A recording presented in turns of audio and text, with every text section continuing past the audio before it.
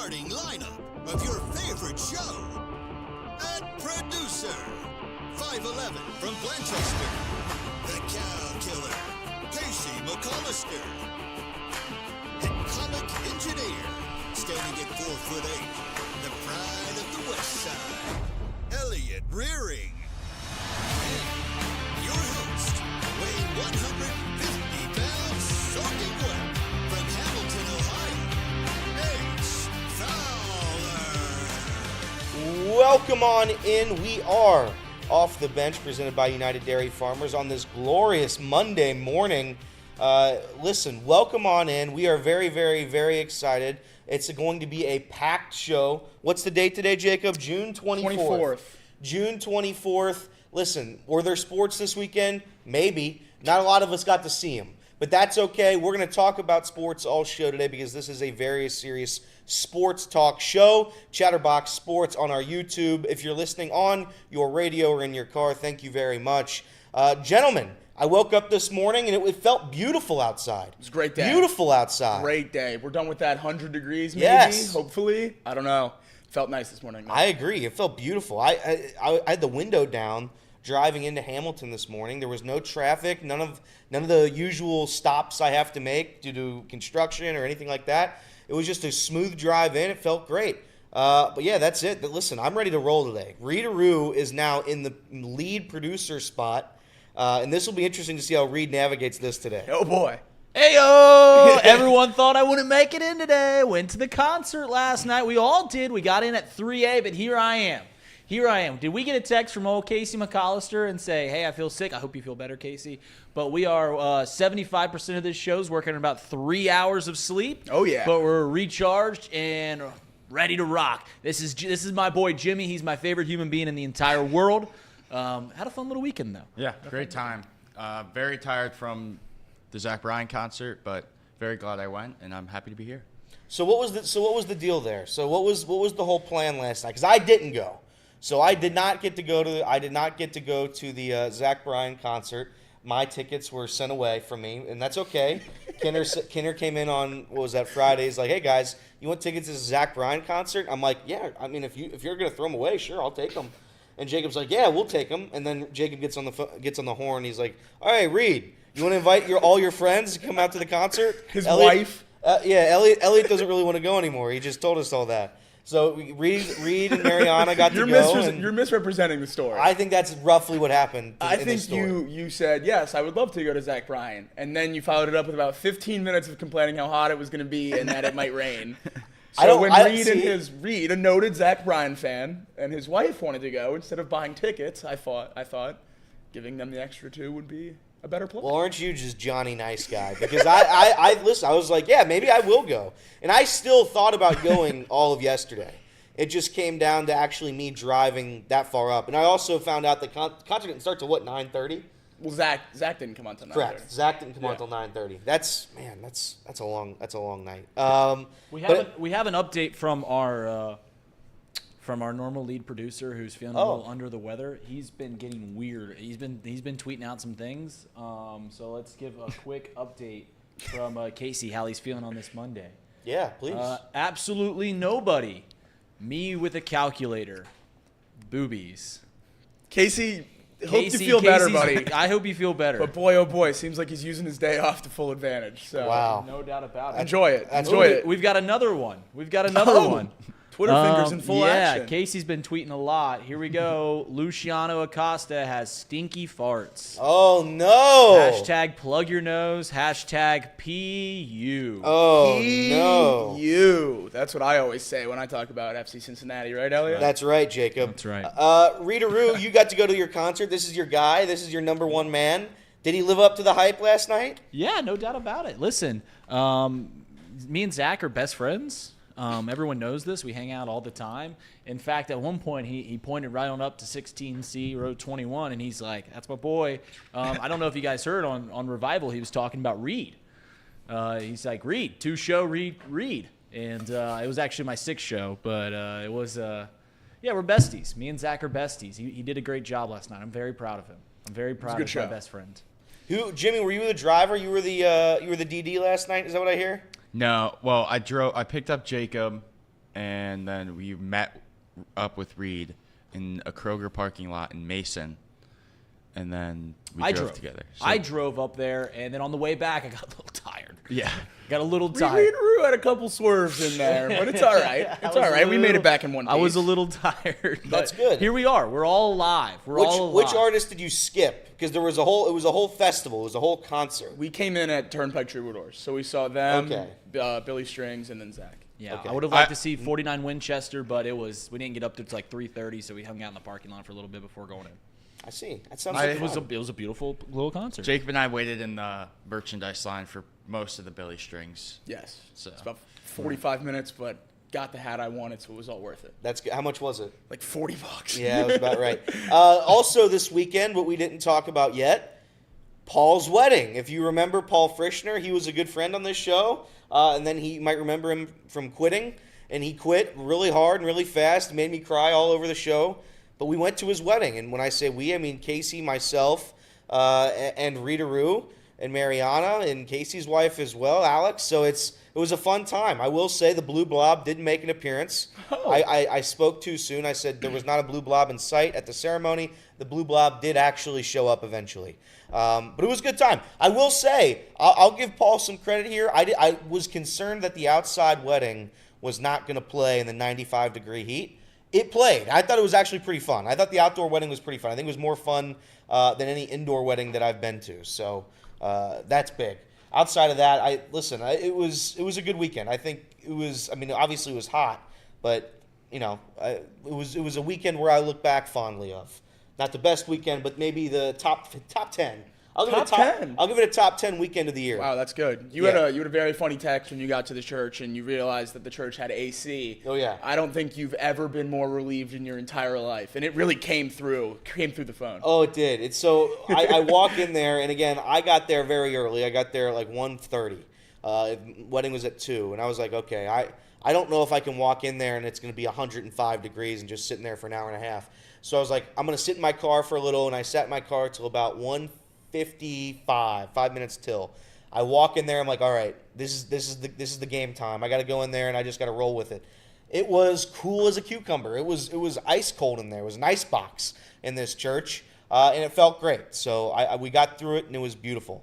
But outside of that, that was it. That's pretty much. Oh, we also have another update for this weekend. Rita Rue. Yeah. You got to see his friend Zach Bryan play, and he got to golf with another. You golfed with your best friend. Oh, you're talking about Evan? Yeah, Evan. E-Dog, as I like to call him. Yeah, me and E-Dog, we're golfing buddies. I played golf with Evan McPherson, and I don't play golf a whole lot. I'm not very good.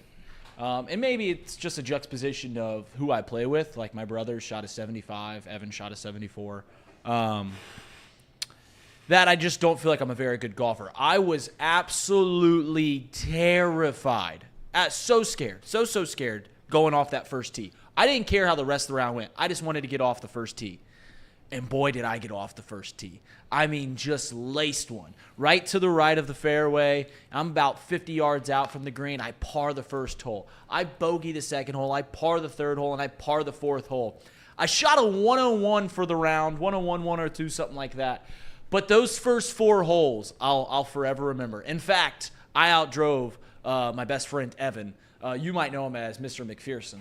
But I outdrove him like 3 times on the course. Boy talks a lot of crud. Talks a lot of junk. He talks a lot of good. crud. That's what they say you want out of your kicker is a good trash talker. No doubt. No, yeah. I mean, he was giving my brother fits, and my brother crumbles when you start talking crud to him. But it was fun. It was a lot of fun. In fact, I would enjoy playing with him sometime again. I told you to get a picture with him, and you didn't listen. Because usually close friends don't get in pictures. You're like, hey, you're my best friend. I know that, but let's get a picture together. Usually that doesn't happen. You elected not to get a picture with him. Like we hang out so often. Correct. I just was like, you don't take a picture with Zach every time you hang out. No. So when you go out with your best buddy Evan, it's like anything can happen. So. Oh, E-Dog. Yeah, he was cool. He was really down to earth. I mean, this is maybe a little inside baseball. He was very much doing contract negotiations on the course. That's pretty cool. Very much doing negotiations on the course that I did not ask him about. I just heard numbers being thrown around. So I was just like, high numbers? I mean, exactly what you think. Exactly what you would think. Did you ask him who Joe Burrow was dating? I did not ask him who Joe Burrow's dating. The only question I asked about the team, about the fellas, was I said, who's the best golfer on the team? And he said, you're looking at him. Oh. And I was like, all right, fair enough. Yeah, they both, Joe belongs to the same country club, Coldstream. Really? Yeah, he lives right around the corner from, and I think at one point Evan was trying to, E-Dog was talking about buying a house on the course too. Oh, so nice. Maybe after maybe I'm outing too much about E-Dog, but we're all buddies, so I think we're all best friends. Yeah, I think you'd understand. Yeah, I got to hang out with my two best friends. In fact, I got to hang out with all my coworkers this weekend, which was kind of lovely. All of them. You did hang out with all of them, didn't you? Yeah, I did. It's a big weekend. You marked them all off, including Jim. You just said that I was his favorite person on planet Earth. We met Jimmy's girlfriend. What was she like? She's very lovely. Jimmy's nice. She is even better at bits than Jimmy is. Really? Oh my gosh. She ran with Jimmy nickname the entire time, and it was great. I like that. Jimmy Couch came out at one point when Jimmy messed up. It was great. There's that. There's definitely some discord in how much Jimmy watches sports. Oh yeah, that was a big one. I think Jimmy might watch more sports than this job technically requires, and he kind of puts it all on Chatterbox. I think Jimmy watches more sports than I've ever watched in my life. Jimmy, here's the thing about Jimmy. It'll be about 2:30 in the afternoon here, and we're just sitting in here, and then I see Jimmy in the corner. He's watching some European soccer game, and he's got no money on it. And he's just watching it for the love of the game. 2:30 on a work day. That's what we love about our guy Jim. I love it, but that's after I finish all my. Correct. Of That's after you course. finish. Of That's course. after you finish your real job. Yeah. Then you go in and you No one watch. questions Jimmy work ethic. Jimmy work ethic. Okay, that's it for our Bull Junk first segment. We're going to go into a break, and when we come out of the break, we're going to be talking about some headlines of the weekend in sports. Again, worst time of the year to talk about sports, but we're going to still do it. We're going to always come back, and we're going to do it every single day, 10 to 12 p. Or if you're on the radio, 1 p to 3 p. That's it. We'll be right back with you in just a couple seconds.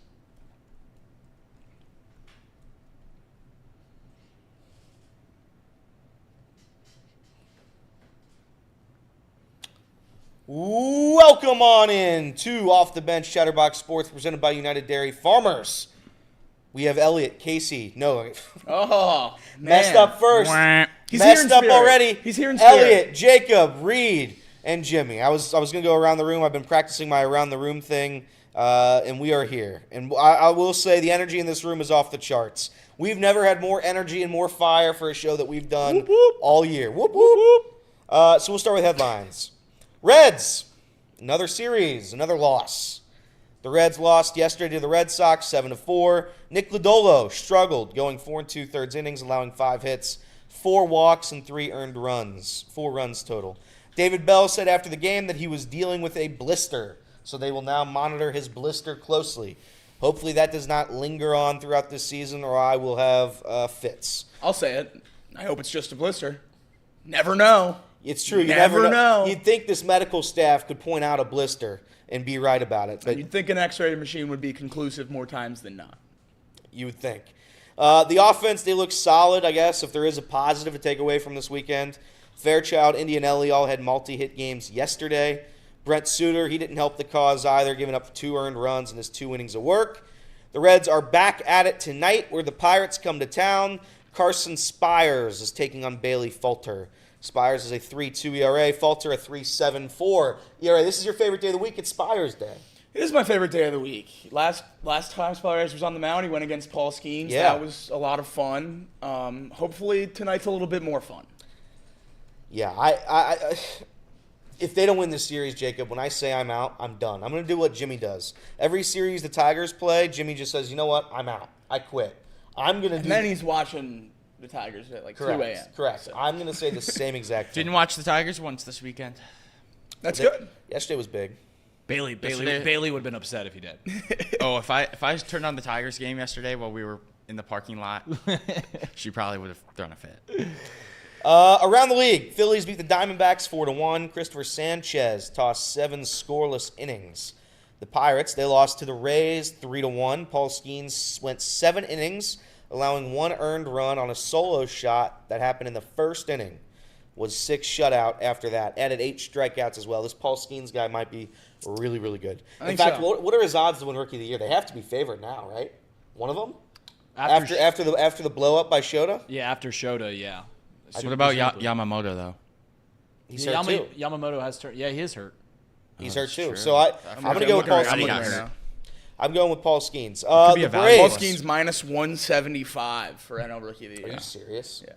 All right. That was more than I thought it would be. Seconds, Jackson Merrill at plus 425. What are his odds for Cy Young? Awkward silence. Looking live. Everybody's plus 7,500. A little bit below Hunter, tied with Mitch Keller. Okay. Really? Yeah. All right.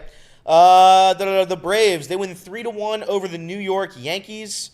Max Fried and Nestor Cortez went a combined 13 innings with 11 strikeouts, giving up a combined 4 earned runs. Braves get the better of the Pinstripes. Marlins, they get the better of the Mariners, winning 6-4. Tigers, as I just mentioned, they destroyed the helpless White Sox 11-2. Reese Olson went 6 1/3, allowing just 2 earned runs with 3 strikeouts. Reese Olson, I believe, is 2-8 on the season, and he's got like a 3.1 ERA. Yeah, going into yesterday, the Tigers were scoring an average of 1.3 runs per 27 outs recorded by Reese Olson. That's ridiculous. And then we scored 9 in the first 2 innings. So I'm sure he was very happy about that one, as I was. That's wild. Blue Jays, they lost to the Guardians 6-5. Stephen Kwan and Josh Naylor both hit solo shots to help guide them to a victory. Astros, they blew out the Orioles 8-1. Cardinals, they win against the Giants 5-3. Sunny gray day. Rangers shut out the Royals 4-0. Nationals, they win the series in Colorado. They won 2-1 last night.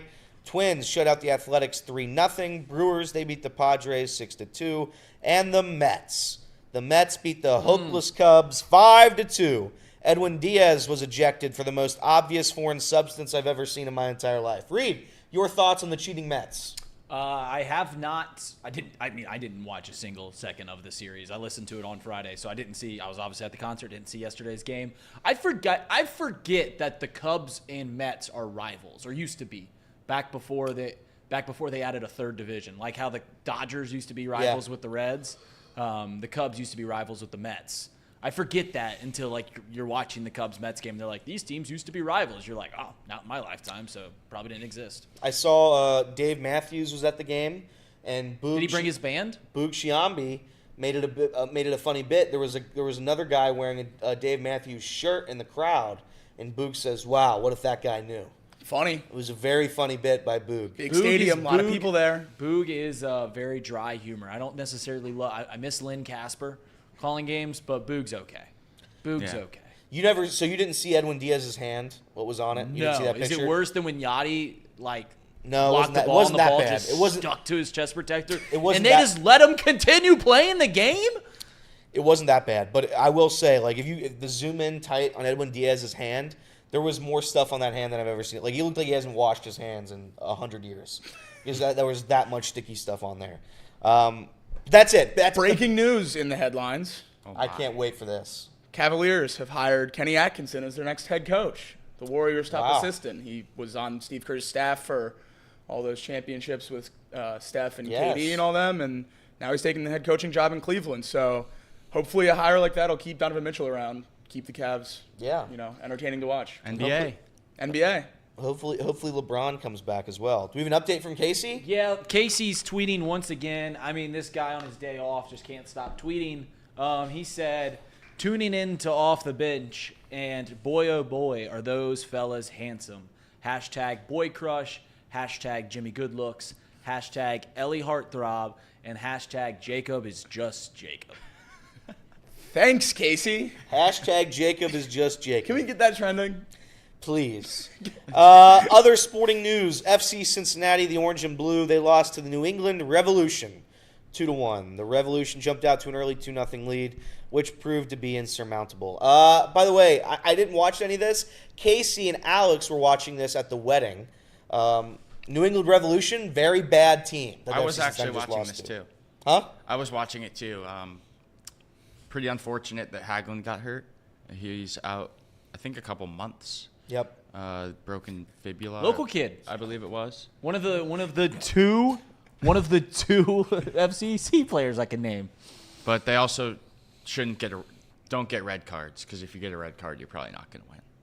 And FC got a red card. They got a red card. Who's the red card E? Red card E. Do we know? No, I can't name it off the top of my head.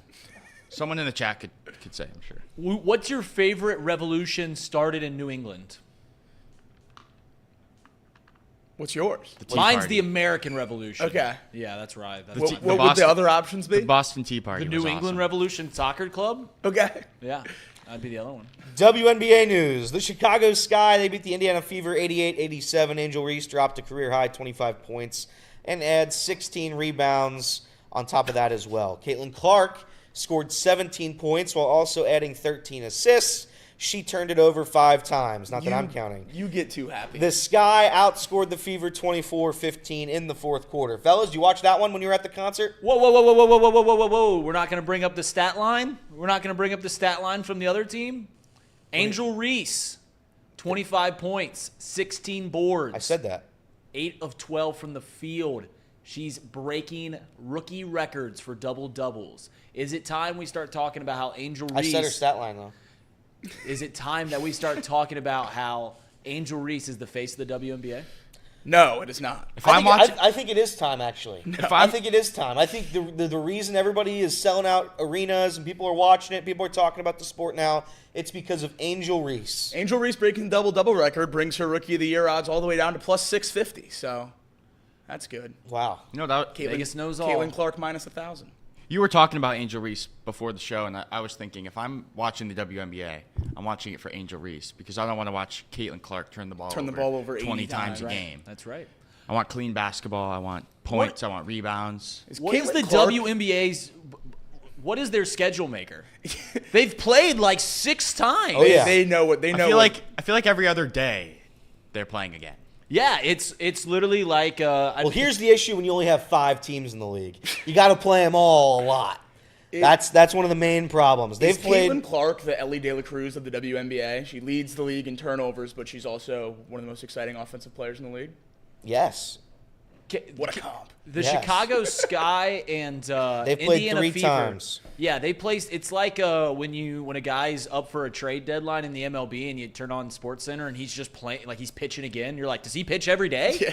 Like CC Sabathia threw again? What? They're just trying to get rid of him. That's what they're doing. Is this a top 5 rivalry in professional sports right now?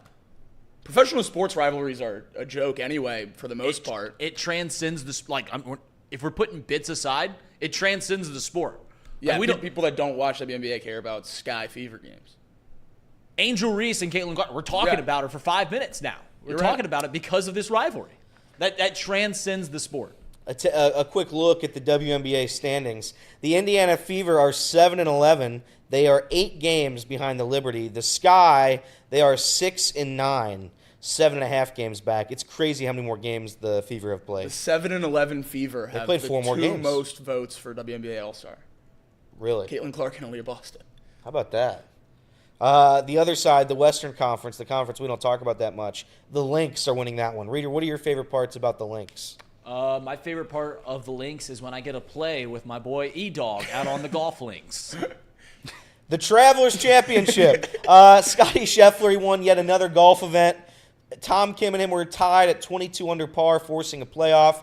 Scotty Scheffler got the better of him. The run that he's on is absolutely incredible.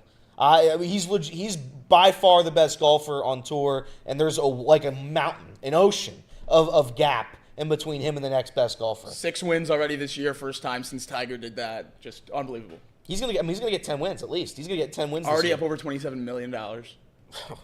He won $3.6 million from winning the Travelers, and it brought his average earnings down. That's insane. It really is insane. I didn't get to watch a ton of this. I feel like there was some TV issues yesterday. I was trying to find what channel this was on. It was like on Peacock, then on CBS. I was trying to figure out where it was at. I couldn't find it. But Scotty did win. Jimmy did mention this before the show. I got to see a little bit of a clip of it. There was an incident with protesters. Is this correct, Jim? Yeah, there was I don't know the exact number of climate change protesters, but there was a group of climate change protesters that stormed onto the 18th green. I believe it was Ashke Bhatia was finishing his round, and he also said that he was afraid for his life when they started running onto the green. And they had like what are those things called that I don't know, but they had like the spray spewing things, colors in the air, and they Yeah. were throwing them onto the green. Smokes? Like smoke? Smoke- Yeah, smoke. smoke Yeah, screen. Huh. that's. When I think about climate change, the biggest culprit is golf. So Yeah, that's good, what I. good That's what, protest. that's what I think as well. It was funny to watch them run through the sand bunker, and then the cop followed them into the bunker. Do you think the cop raked it after he I ran hope through it and tackled you got to the leave guy? it how you found it. That's what I think too. And finally, the final sporting news of the weekend. It didn't happen this weekend at all. It happens tonight, where Game 7 between the Edmonton Oilers and the Florida Panthers takes place. Puck drops at 8 p.m. Oilers are traveling to Florida. Jacob, you have a future on the Oilers. I'm in a predicament. So I have the Oilers plus 800 when they were down 3-0. Felt good about it. Love McDavid. Thought they were going to pull it off. And now it's Game 7, and I feel like I have to hedge, but I don't want to. I'm not a hedge guy. It makes me feel icky. I bet on the Oilers for a reason. I feel like I should just let it rock out. My gut tells me to put every dollar I've ever had or ever will have on the Oilers tonight. Okay. Saying that, I have to take the Panthers because of that logic. That's Yeah. fair. I totally understand. I think the Panthers are going to win tonight because I really don't think they can play as poorly as they have the past 3 games, and I don't know. I've been in denial of the Oilers coming back down 3-0 the entire time, telling Jacob that it's not going to happen. I've probably told you that like 20 times, and now it's like Reed told me David was going to lose in round 1. and now it's like kind of close. I'm like starting to realize that it might actually happen, so I'm going to stay in denial, and I think the Panthers win. Here's the thing that we should all be rooting for the Florida Panthers because it's just supremacy of the United States over Canada at this point. Yep. That's what we're rooting for. I agree. 1993, the last time a Canadian team won the Cup. You know how funny it is if Florida wins twice in like 4 years or whatever? When did Tampa win? Tampa won 2 out of 3 Tampa years. won 2 won out of 2. 3. So they won 3 of the last 4 championships. The state of Florida has. In Canada, their sport, they haven't won in 3 decades. That is funny. That's so cool. That is And the other funny. team- Shout to out win? to America for that. The other team to win, Vegas. That's right. That's right. Jim, actually, final sporting news of the weekend. The Copas have started, I The believe. Copas have started, yes. And United States got a big victory out here. Those Yes, are played they- in America. They are? I didn't know they were played in the United States. Where was this the game tournament, their match, I believe, was at Jerry's World. at? Really? Yeah. Who won that one? USA. What was the 2-0. score? Oh, 2-0, Dos a 0 Over who? over Bolivia. Bolivia. take United- that, Bolivia. The United States got the better of Bolivia. Yeah, they Good did. for them. 2-0. Pulisic scored and Balogun scored. Good. Mousecop just dropped some breaking news in the chat. I don't know if it's true or not, but he says that the Oiler fan now does. works for Playboy, She Well, does. she did Proving- She did a model thing with Yeah. them. proving that the American dream is still alive. Still alive indeed. But you know what else is not alive? The Cincinnati Reds season. We'll talk about that and a whole lot more coming up next. ESPN 1410 Wing AM.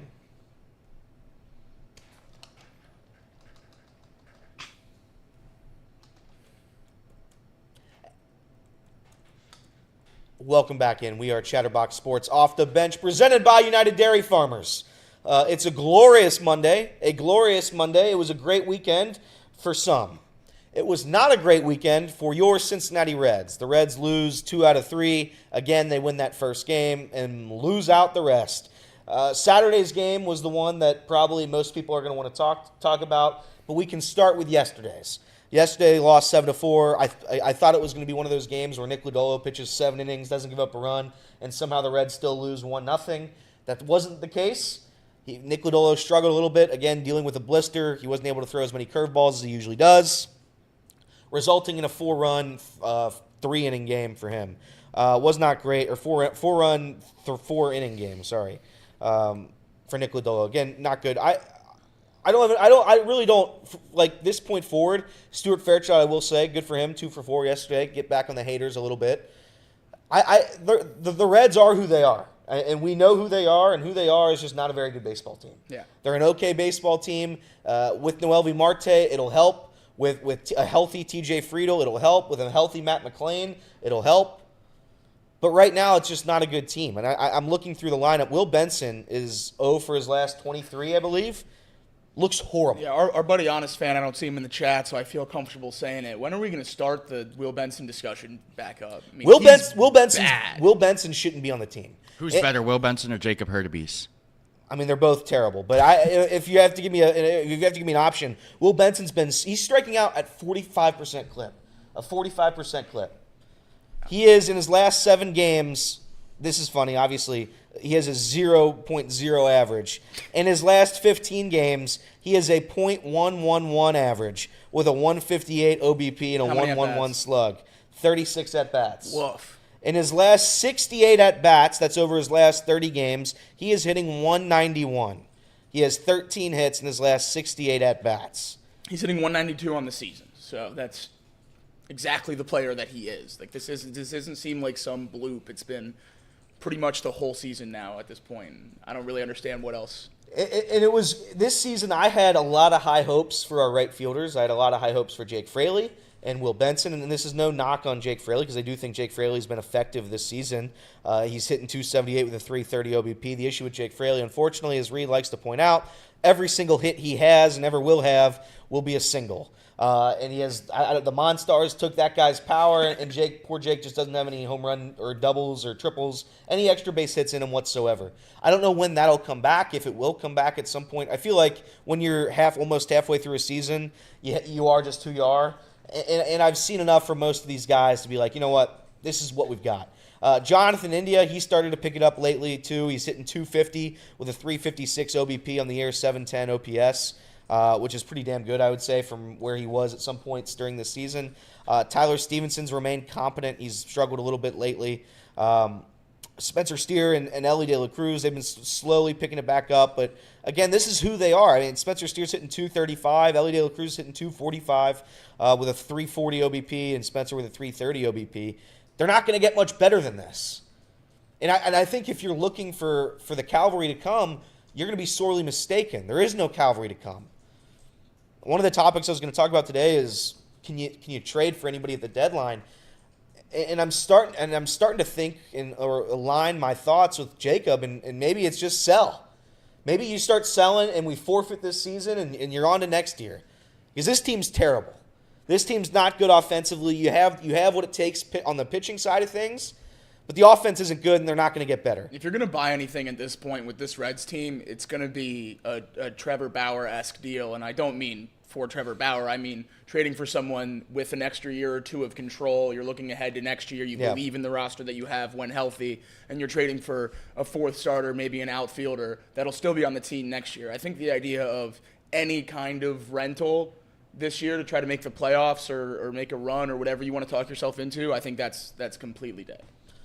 I try. I really do. I've been trying to be more positive with this team, but every night's every series is the same series. It's just everything's the same. You take a game and then you lose the series. Take the first game, you lose the series every single time. Offensively, they're not what we thought they were. The mistakes have got to stop at some point, and I guess we'll kind of segue this into Saturday's game, which again I didn't get to see a ton of, but I saw the replays and I saw the highlights. Stuart Fairchild is not the world's best player. He's never supposed to be the world's best player. He was supposed to be a utility guy that has a purpose against left-handed pitching. That's his role. He hits .285 against lefties, and he honestly should never swing a bat against right-handed pitching. This season has prevented him from doing that. He has to play against righties. That's just where the Reds are. And I know some people on X disagreed with it. They say, Stuart Fairchild, if you can't hit righties, why would you be on the team? I'd argue that if you go on the Reds or on any major league roster, find the 26th man, give him 162 games, and I imagine he's not going to play very well. That's just a fact. Just how it is. There's a reason guys don't start. Not every guy has to start all the time. Stuart Fairchild's not a guy that was supposed to start every day, and he's proving why. Clearly, I don't know what that throw was, Jacob. I don't know if you saw the actual throw on Saturday. I did. What was going on there? Because that I didn't feel like it was a half-assed throw, but it did seem like there was I don't know, something off about it. So Stu said in the post game that Candelaria was blocking his view of home, so he just kind of made a guess and threw it in that direction. But my question, I guess, is still the direction of the plate doesn't affect the distance. Yeah. The fact that he three hopped it in there. I mean, you know you're going to go catch a ball in foul territory with a runner on third base in a tie game. As soon as that ball touches your glove, you have to be ready to gun it home and get it there. Maybe he thought he wasn't going to tag up because it was that shallow. Maybe he shouldn't have. But, I mean, obviously with that throw, he scored relatively easily. So, I mean, it was the right decision. Yeah, it was a three-hopper. It was a three-hopper to home, as Mark says in the chat, from 200 feet. It's a throw that pretty much any Major League Baseball player should be able to make. Home plate doesn't move. Right. Yeah. It doesn't move. You should have awareness where you are. And, yeah, you need to see where you're throwing it, but it doesn't move. Right. I don't know if his arm is just that bad because he's had an issue like this before this season. Yes. And he's been a great glove, but part of the job is to be able to throw. And I forget what game it was early on this season. He caught a routine ball and he just lobbed it back into the infield without trying to attempt a real throw. I forget what game that is, so forgive me. But this has happened now multiple occasions. And if you're a Stuart Fairchild hater, if you're somebody that says this guy shouldn't be on the team, you point at that throw and you say, that's why. Because if you can't throw to home plate from 150, 200 feet out, you probably shouldn't be on a Major League Baseball team. Or at least shouldn't be in the outfield. You should be a DH. And based on Stuart Fairchild's hitting ability, he can't be DH. So yeah, I thought that was. Would you have caught it in foul territory? That was the other. I think you do. I don't think you do. I think you do. I think you take the out. It's Rafael Devers at the plate. I don't think you can give him more pitches. That's fair. But probably what I would have done is I would have let it bounce. I would have given him one more pitch, ball or strike. You try to strike him out, and then probably would have tried to walk him. I don't think there's a wrong answer to that. I think the wrong answer to that is going to catch a foul ball and three-hopping it to home. Yeah, I can't defend that. If you're going to let it drop. That's fine. Otherwise, be ready to throw it. It wasn't a deep fly ball, right? Like that's what I mean. It was a 200-foot throw. Yeah. So yeah, but if you can't throw, it's one thing if you're back against the wall, right? Because I've seen that play be made before, where they're in foul territory, 320 feet out in left field, and they're like, all right, let this one drop. We'll take our chances on the next pitch. But yeah, you take that out. If it's somebody with a capable arm, sure, I take the out. Stuart Fairchild, who can't throw, should not be making that catch. Game Day makes a good point in the chat. He says, I don't know who you guys expect to be playing the outfield if Stu isn't out there. I understand that Stu's the best option we have out there. Yeah, I think that's the point I'm trying to make with Correct. How far away this team is from being competitive. Yeah. If Stu is your best option on a daily basis, sometimes against righties, where he's hitting below 100 last I checked, with all the injuries we have going on, he's in there almost every day. I mean, this team is so far away from being a true competitor in this league. Correct. For the National League, for the Central, for the World Series, any of that. There's so many pieces away. I think the bye talk is completely done. The outfield construction this season on paper was fine if TJ Friedel plays. TJ Friedel plays like a 4-WAR player. Correct. And even when he's up, he hasn't been that this season yet. He does matter a lot, and that clearly is coming into play when Stuart Fairchild has to play the outfield every day. Jake Fraley and Will Benson, they're not good enough defensively. Will Benson's probably the best defensive outfielder we have outside of TJ Friedel. And unfortunately for Will Benson, he's the worst batter on the team. Can't hit at all. In fact, it makes me upset when Will Benson comes to the plate now. He used to be a guy with Spencer Steer. I'd say these guys have the best at-bats on the team. It ends with a strikeout every single time for Will Benson. Every single time, and it hasn't gotten better. Stuart Fairchild, I get it. I would be upset, too, if I was like a Reds casual fan and I have to see my left fielder three-hop a ball from not that far away, while also not being a good hitter. And you look at the base stat of average, and this is where like I am an average guy, but you have to look a little bit further when you're a utility guy like Stuart Fairchild. Yeah, he's hitting 200 or 1.8. What is he hitting? 1.8. What's he hitting for the year? 200, I think, right? Right around there. 201. He's hitting 201 for the year. Yesterday, I think it might have improved because he had 2 hits. He's hitting 201 for the year. 220. 220 now. He's hitting 280 or 290 against lefties now after yesterday. I don't know what it is, but Stuart Fairchild had a role in this team. He didn't get 290 against lefties. 290 against lefties. He had a role in this team, and that role is gone.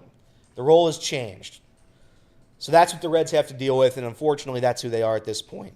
There's nobody else in AAA. We tried Hurtubise. You tried Connor Capel for a day, maybe.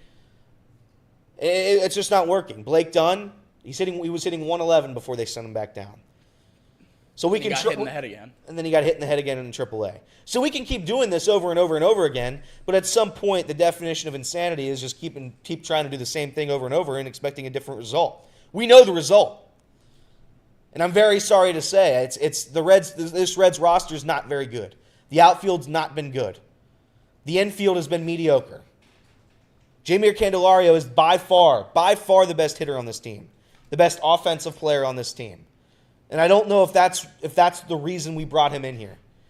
He was supposed to contribute, but was he supposed to be the number one contributor on this offense? Probably not. Certainly not. Maybe Livian Soto's the game changer we need.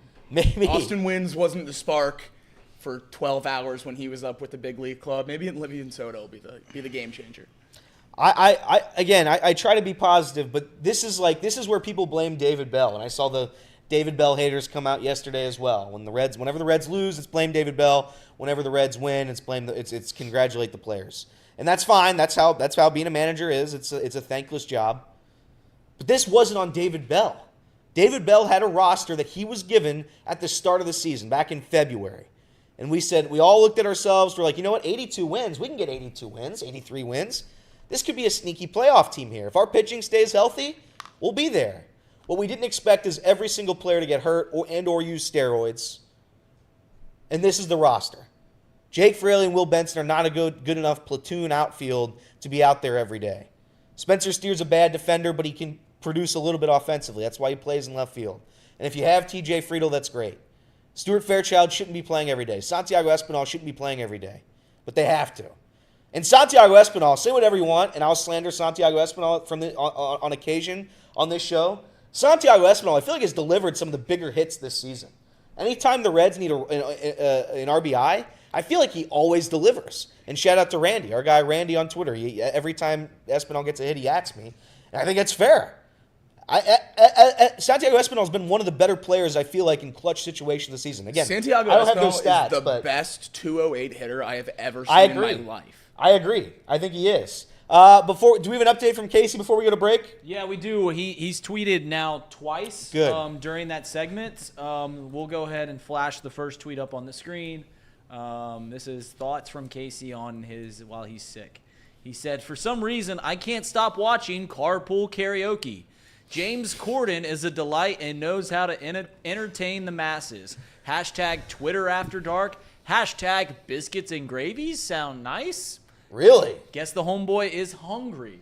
He's hungry, and he actually, in the same... After dark at 10:45 a.m. Yeah, well, I mean, it depends on what... I'm sure it's dark somewhere in the world. That's true. I'm not 5 sure o'clock in Mason somewhere. where Casey lives. The other tweet that he had also about, like, TV shows he's currently watching.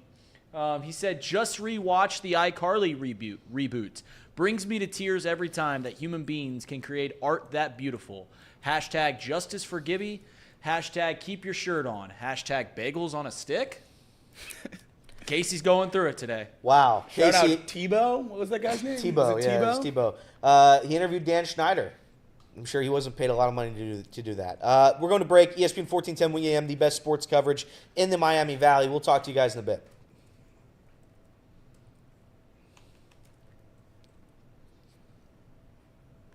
Welcome back in. We are off the bench, Chatterbox Sports, presented by United Dairy Farmers. We were talking about the Reds before break and how the season looks to be just it's just a meh. If there was like a dictionary definition, if you had to put a picture next to it, and it was meh, it's this Reds team. It's just a meh team. I don't know what to expect anymore other than it's just mediocrity. They're going to win some games, and they're going to lose more than they win. That's what they are. And we can try to stay positive, but a look around the standings now as you drop yet another series. The Reds are 8.5 games back. They're 36-41 in our division.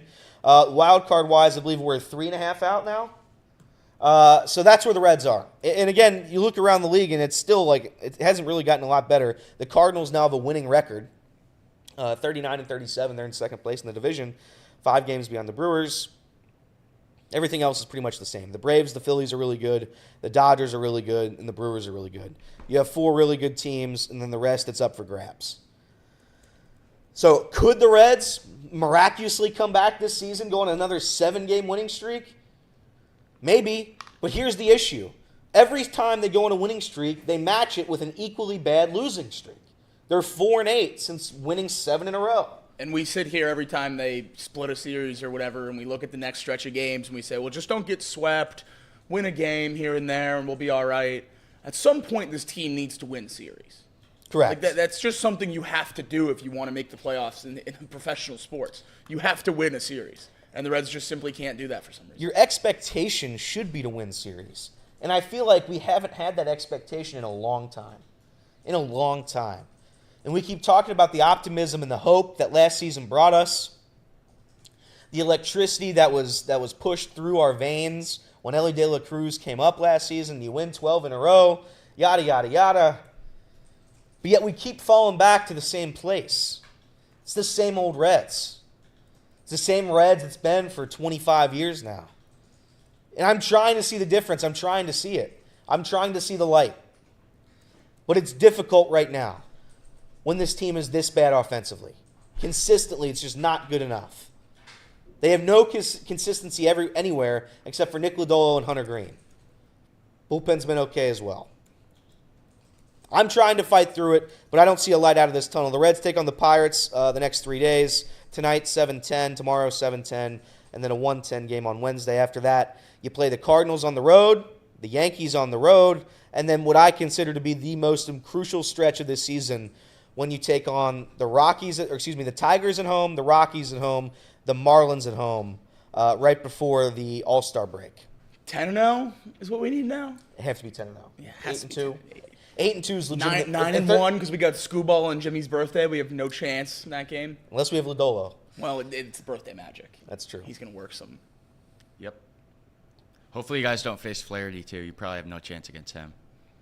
Meatball Flaherty. Meatball Flaherty has been good this year. But yeah, final thoughts on the Reds. We are who we thought we were, and that's exactly what they are. The Reds are a mediocre team. The Las Vegas total of 82.5 seems high now. I would be pleasantly surprised if the Reds were somehow able to win 83 games. They won't, but I would be pleasantly surprised.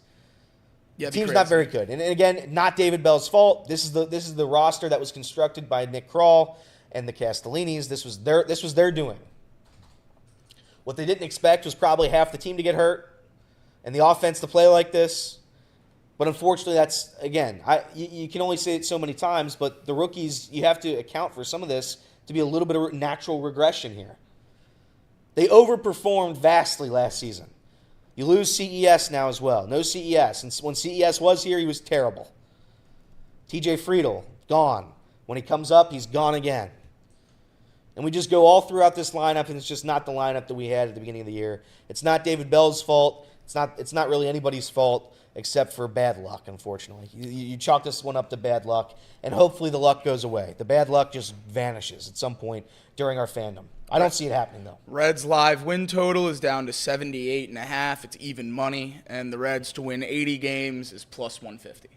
So a lot different than in the middle of that 7-game win streak when we got back up to 80 wins. Cincy B says, maybe a new manager doesn't change the season outcome, but maybe they start playing smart ball. Maybe they learn to put teams away when they have them on the ropes. Here's the issue, Cincy B. Here's the issue. The manager that they are replacing him with would be Freddie Benavides. That's a guy who's in the system of the Cincinnati Reds. Nothing changes. Not one single thing changes. Not one. The only time it makes sense to fire David Bell, if we really want to fire David Bell, is after the season. Correct. There's no, this team is not the Phillies of 2 years ago where you fire the manager and you make a run to the World Series. This roster doesn't have Bryce Harper on it. We don't have 5 All-Stars. Right. Like, if you're going to fire David Bell, you do it after the season now. If you want to replace David Bell for the sake of lighting a spark in the offense, you can try, but I promise you it's not going to work. It's not. Benavides managed great yesterday. Freddie Benavides managed a hell of a game. But if Reds fans are mad at David Bell, you are going to be mad at Freddie Benavides. And if you bring in any manager, if you bring in who? Tony La Russa, if you bring in Dusty Baker back, every manager they bring in, the Reds fandom is going to have the same thing to say. It happens every single time they lose one game, one singular game. And again, blame the manager. During that 7-game win streak, we did not hear David Bell's name not one time. And now here we are in a rough patch, and everyone wants him gone again. So, well, I think a lot of it too is just people panicking for a baseball team that is going to be around 500 the entire year.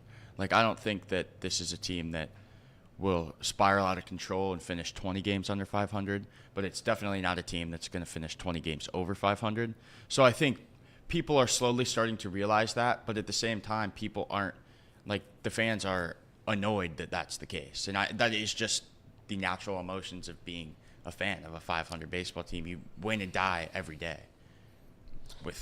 Yeah, and you're right. Colin Will asked in the chat, why are we assuming that Freddie Benavides automatically gets the job for the future? Because that's what happens.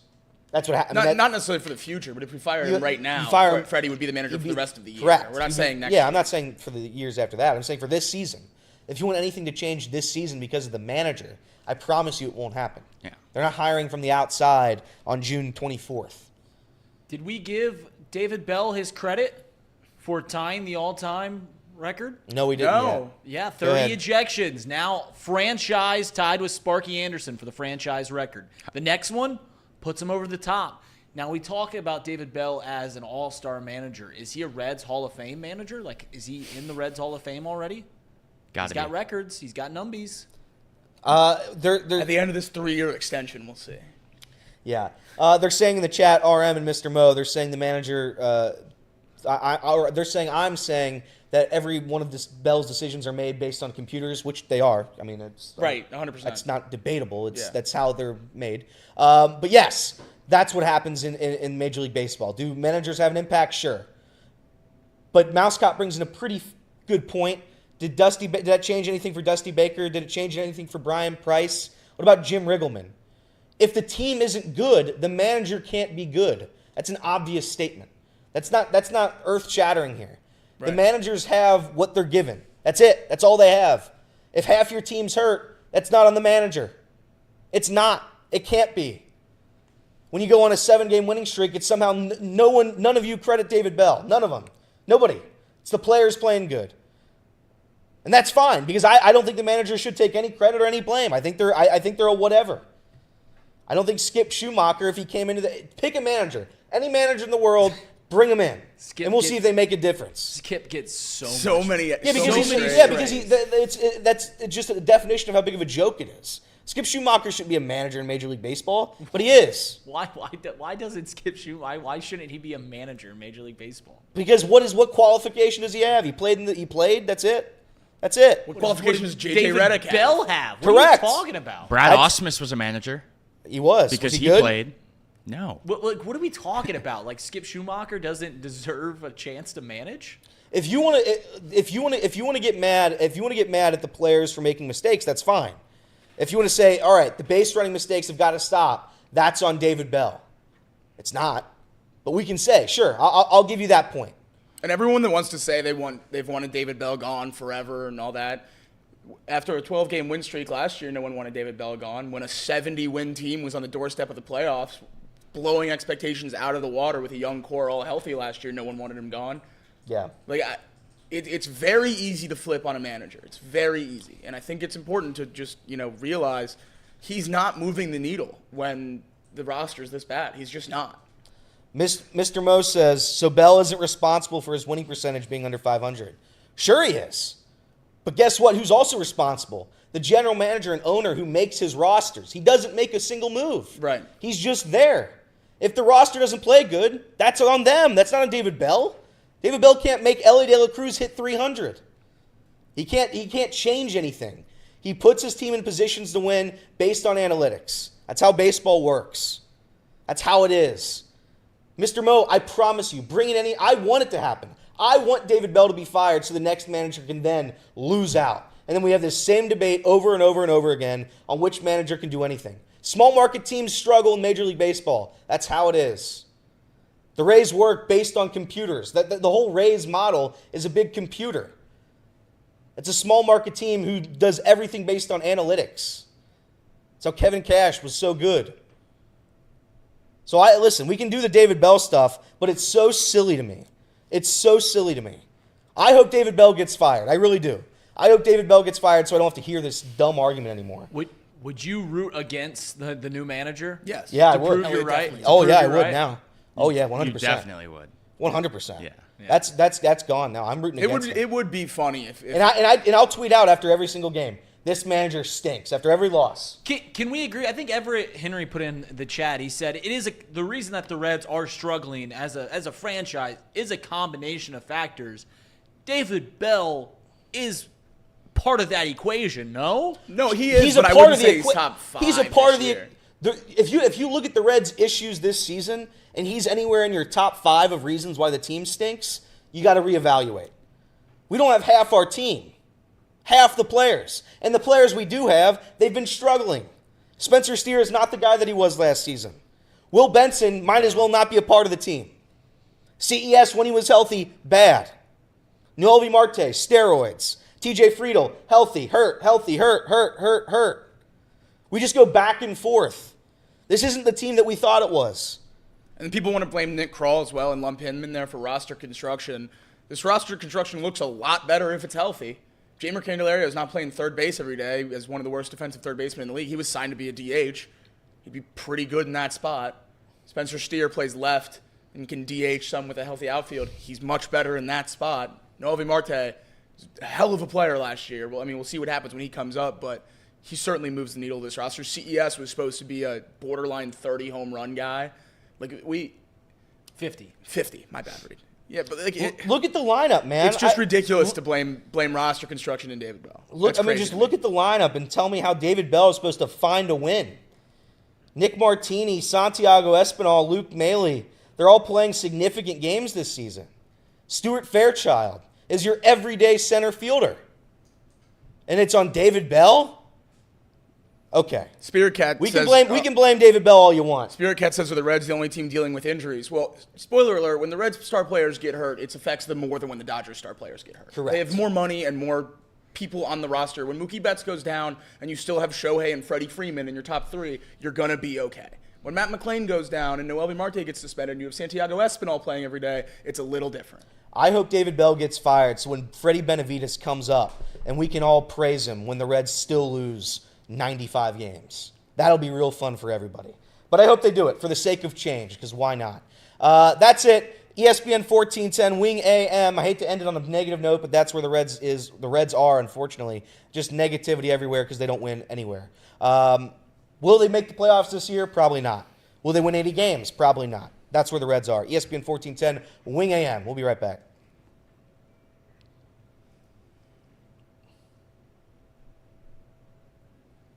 Welcome back in. Chatterbox Sports Off the Bench, presented by United Dairy Farmers.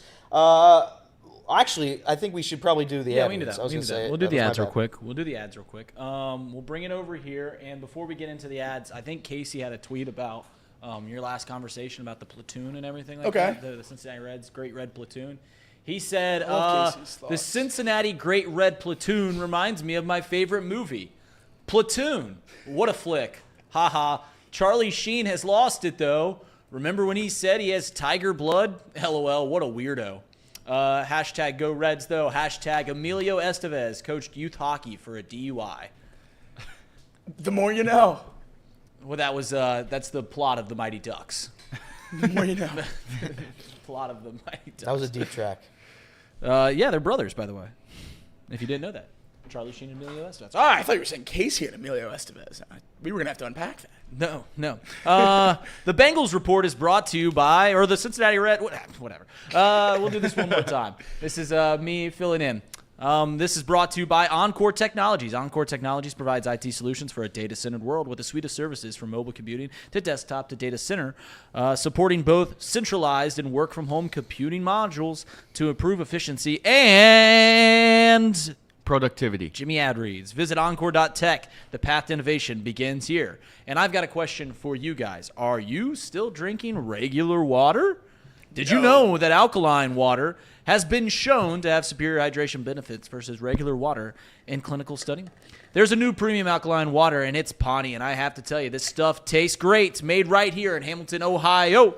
Pawnee uses natural limestone filtration, unlike the artificial processes that many other brands use. The result is a healthy alkaline water that is also the best tasting water in the world. Please visit their website at pawneewater.com. That's PAHHNI water.com to see where you can buy this great tasting product at a store near you. And for our final ad, it is from our good friends over at Game Time. Take the guesswork out of buying tickets with Game Time. Download the Game Time app, create an account, use the code OTB for $20 off your first purchase. Terms apply. Again, create an account, redeem code, spell out OTB for $20 off. Download Game Time today. Last minute tickets, lowest price, guaranteed. We used Game Time, or I was getting ready to use Game Time over the weekend for the Buckeye Superfest, where you saw Zach Bryan, Turnpike Troubadours, Billy Strings, and so much more. They had great pricing. They show you upfront pricing. They show you exactly where you're going to sit. Game Time is the best app in the market for getting last-minute tickets. If you just, on a whim, decide, hey, I want to go to the game, Game Time's your app. So thank you to our sponsors out there, Game Time. How about that? Yeah. Good job.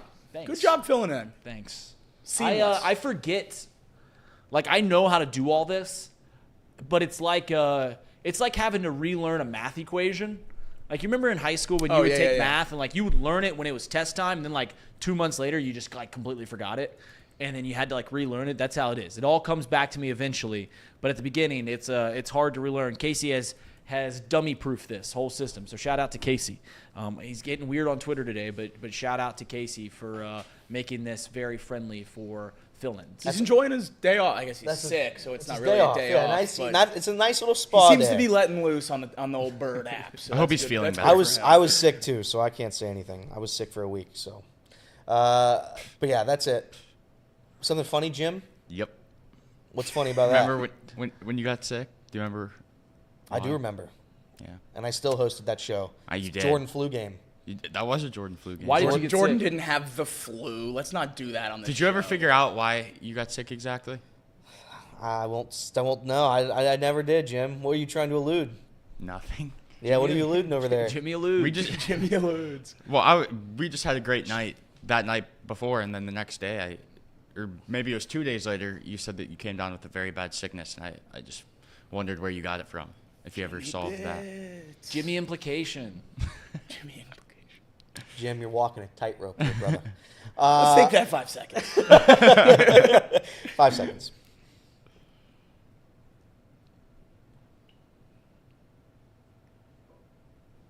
Welcome back in. We are Off the Bench, presented by United Dairy Farmers. Thank you very much to all of our sponsors for supporting us.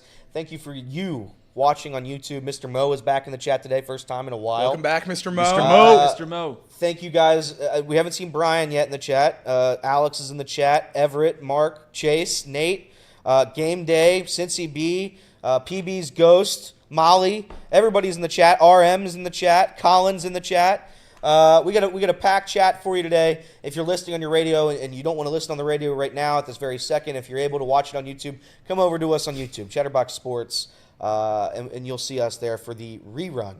You can watch us the whole show, 2-hour show, whenever you want, at your fingertips. Anytime, day or night, sun up or sundown. Correct, sun up or sundown. Preferably, I feel like sundown watching us would be electric. I would say so. A little 11 p.m. Maybe I rewatch Off the Bench tonight at like 11 p.m. Mouse Cop too. Yeah, listen. That's what we should do. That's what we should do. But that's it. That's it for the Reds segment, unless you guys have any more for that. No, because talking about the Reds makes me sad. It makes me upset. I'm ready to get into sports.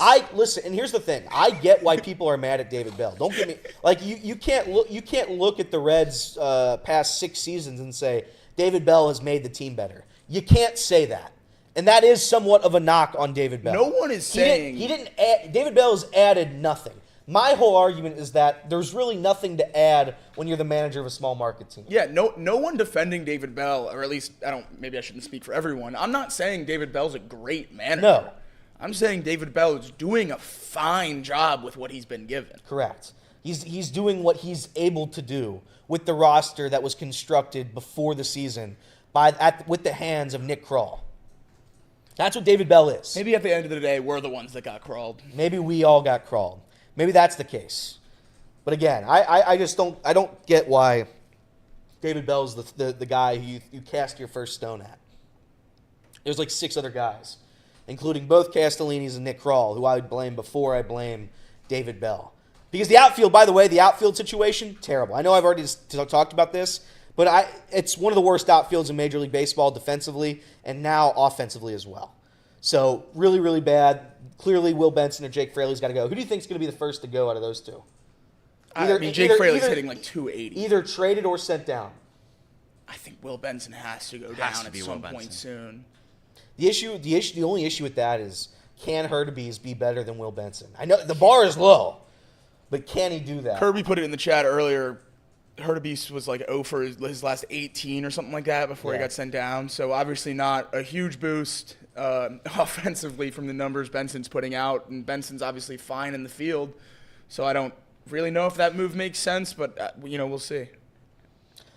Nick Kirby, I don't think you guys have talked enough about how the Cubs gave their manager a record contract, who is known as a managerial genius. They're tied with the Reds in the lost column. Reed, thoughts? That's a fair point. For the manager lovers that say managers make the difference, the Cubs have a better roster than the Reds. They hire a manager for $10 million a year, and they still lose. Yeah, I mean, if we're going to talk about how quickly a manager can affect things, just last year, the Rangers went from a 60-win team to world champions because they hired a Hall of Fame manager. So if that's the road we want to go down, I think that there's more in my camp than there are in your camp about managers making a difference. Ouch. He got me. You had to have known that was going to go poorly. Yeah, but I had to read Nick. Bring it on, Curbs. Yes, game day. It is on the players. It is on the players. But that was a good one, Reed. That was good. That was fair. It's just Reed not gets worth mad arguing. when we belittle managers. It's just not worth. Reed does get mad. He gets mad when we belittle managers. Matter, but managers aren't the difference between wins and losses. That's my whole thing. I really don't think. Well, so. I think it's pointless. I understand frustration about the conversation. I understand the frustration, and everyone just wants to fire David Bell because something's going wrong. He's the face of the organization. Yeah, let's fire him because we know at the end of the day that's not going to solve anything. But I'm also not going to sit here and let us talk about how managers don't matter at all, because I strongly disagree with that. I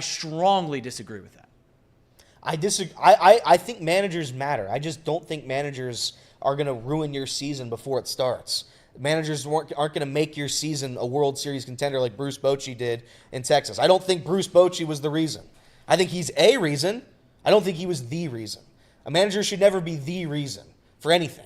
Well, yeah, there's multitudes of things that correct, happen. But why is David Bell gets all That's the rational way to think about it. Correct, but David Right. Bell is the reason the Reds are losing right now. He's according to the fan base, he is the reason. It's the fan base. I understand why other people, like why you guys are getting frustrated about the whole conversation. I get it, 100% get it. But I think you guys are going overboard in trying to defend David Bell by just saying it doesn't matter, nothing matters, and all that stuff. What you could be saying is yeah, I understand that he's the focal point of the frustrations right now. Things aren't going well. You want someone's head on a stake, might as well be the manager. I get all that. I understand all of that. Let's not go overboard. Let's not go to the other side. I also understand what Kirby just said. He said, I would assume half of the $1 billion that the Rangers gave their middle infield helped too. And Certainly. If The unlimited funds. I guess I would Jonah understand. Heim hitting 290 in the Yeah. playoffs. I guess I would more so understand the frustration around David Bell if the Reds were pouring a bunch of money into this team and they were a bunch of That's the other part of it too. Of veteran players, but they're not. Like, it's a young team. Obviously, it's going to take time to grow.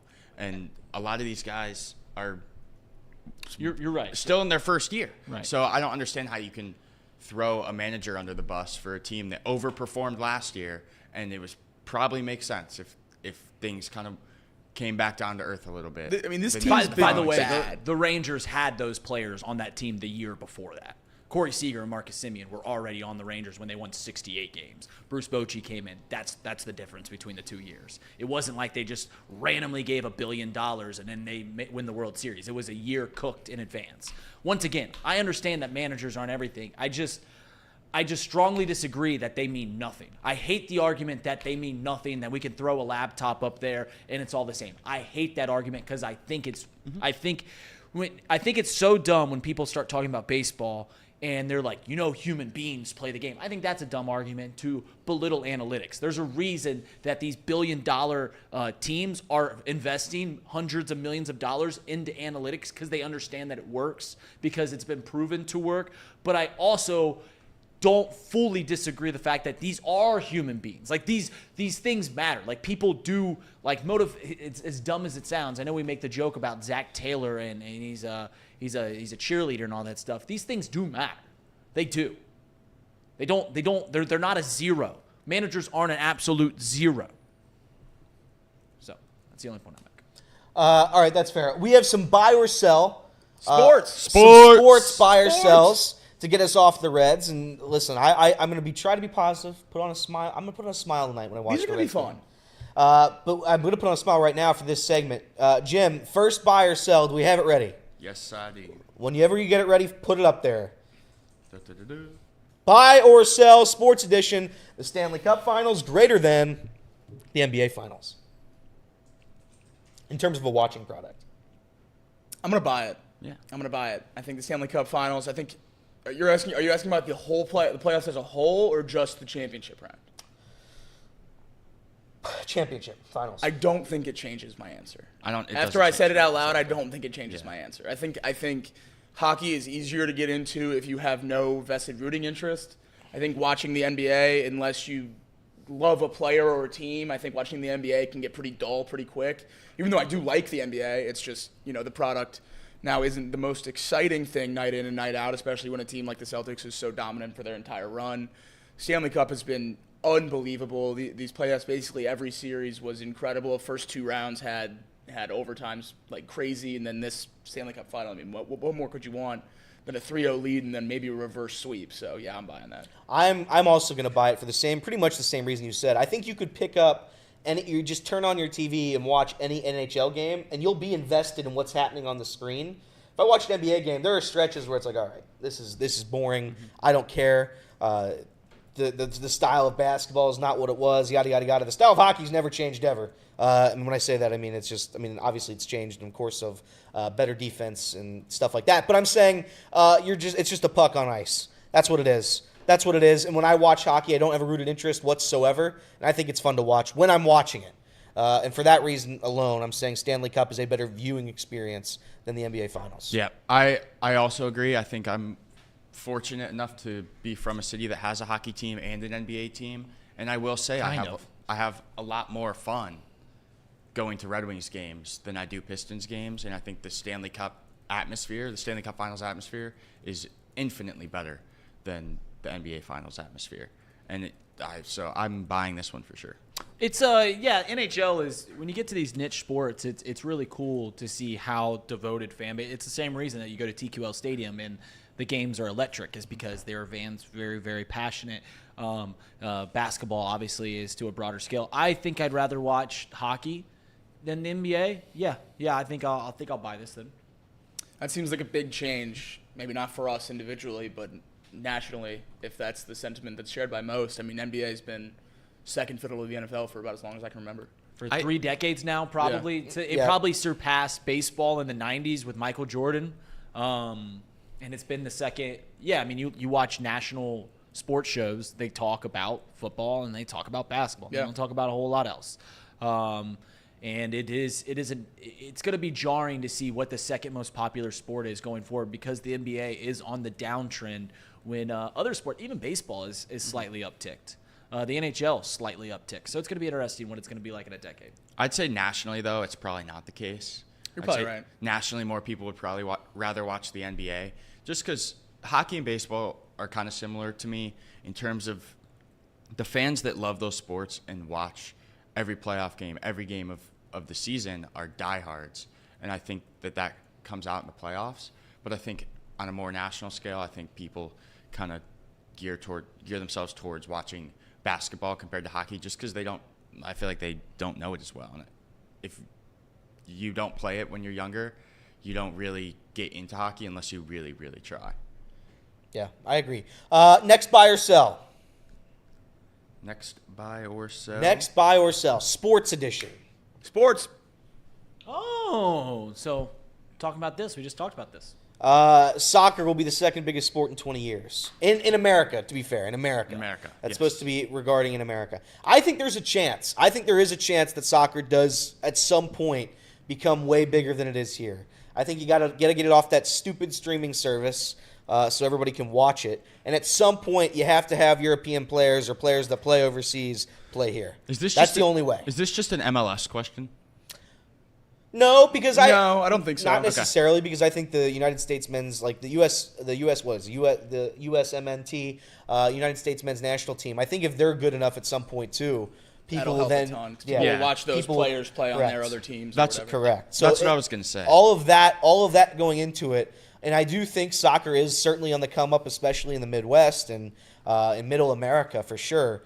I do think there's a chance because I think the NBA, you're starting to see a decrease in NBA stuff. Hockey's pretty much always been the same. I don't think it's ever really moved a ton. Hockey's growing. Hockey's Hockey's growing growing pretty fast. But saying all that, the NBA appears to be on a decline as of right now. A small decline, mind you, but until they find the face of their league or whatever you want to say about that, it's going to be not great for a while in terms of viewing, in terms of numbers. I do think soccer can be big. I do think if they do it the right way, it can be big. And so I'm going to say no, but I'm going to say asterisk, it could be. Yeah. So I'm going to sell it, but I'm going to say there is a chance it is. I'm going to sell it as well, but contingent on the U.S. not doing great in this World Cup.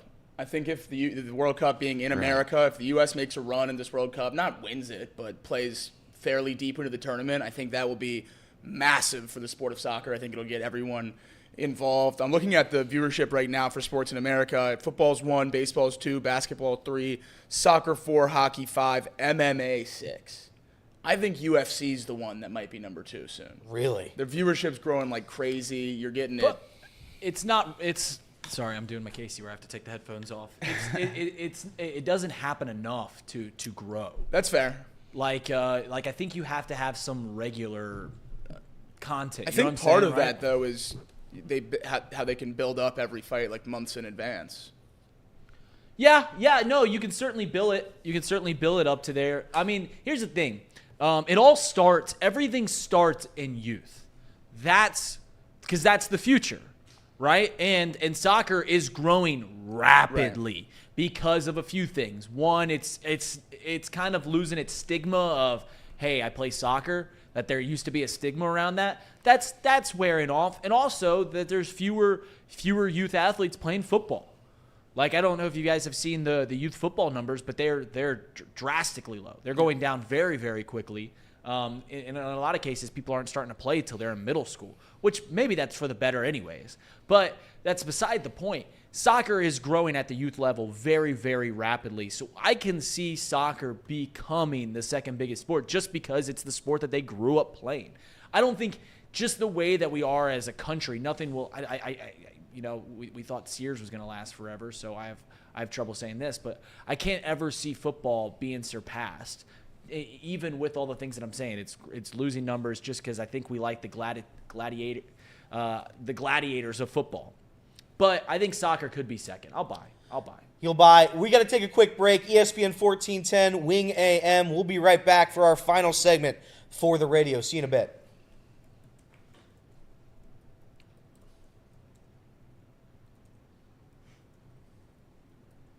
Welcome on in off the bench. I am Elliot, Reed in Casey's seat today. We have Jimmy in his own seat, and we have Jacob in his own seat. We are doing some buy or sell general sports stuff for you today. It's a little different than the Reds buy or sells or the Bengals buy or sells, just general. Now, spoiler, we do have some Reds buy or sells on this, but that's just how it is. Sell. So we might sell. We might sell.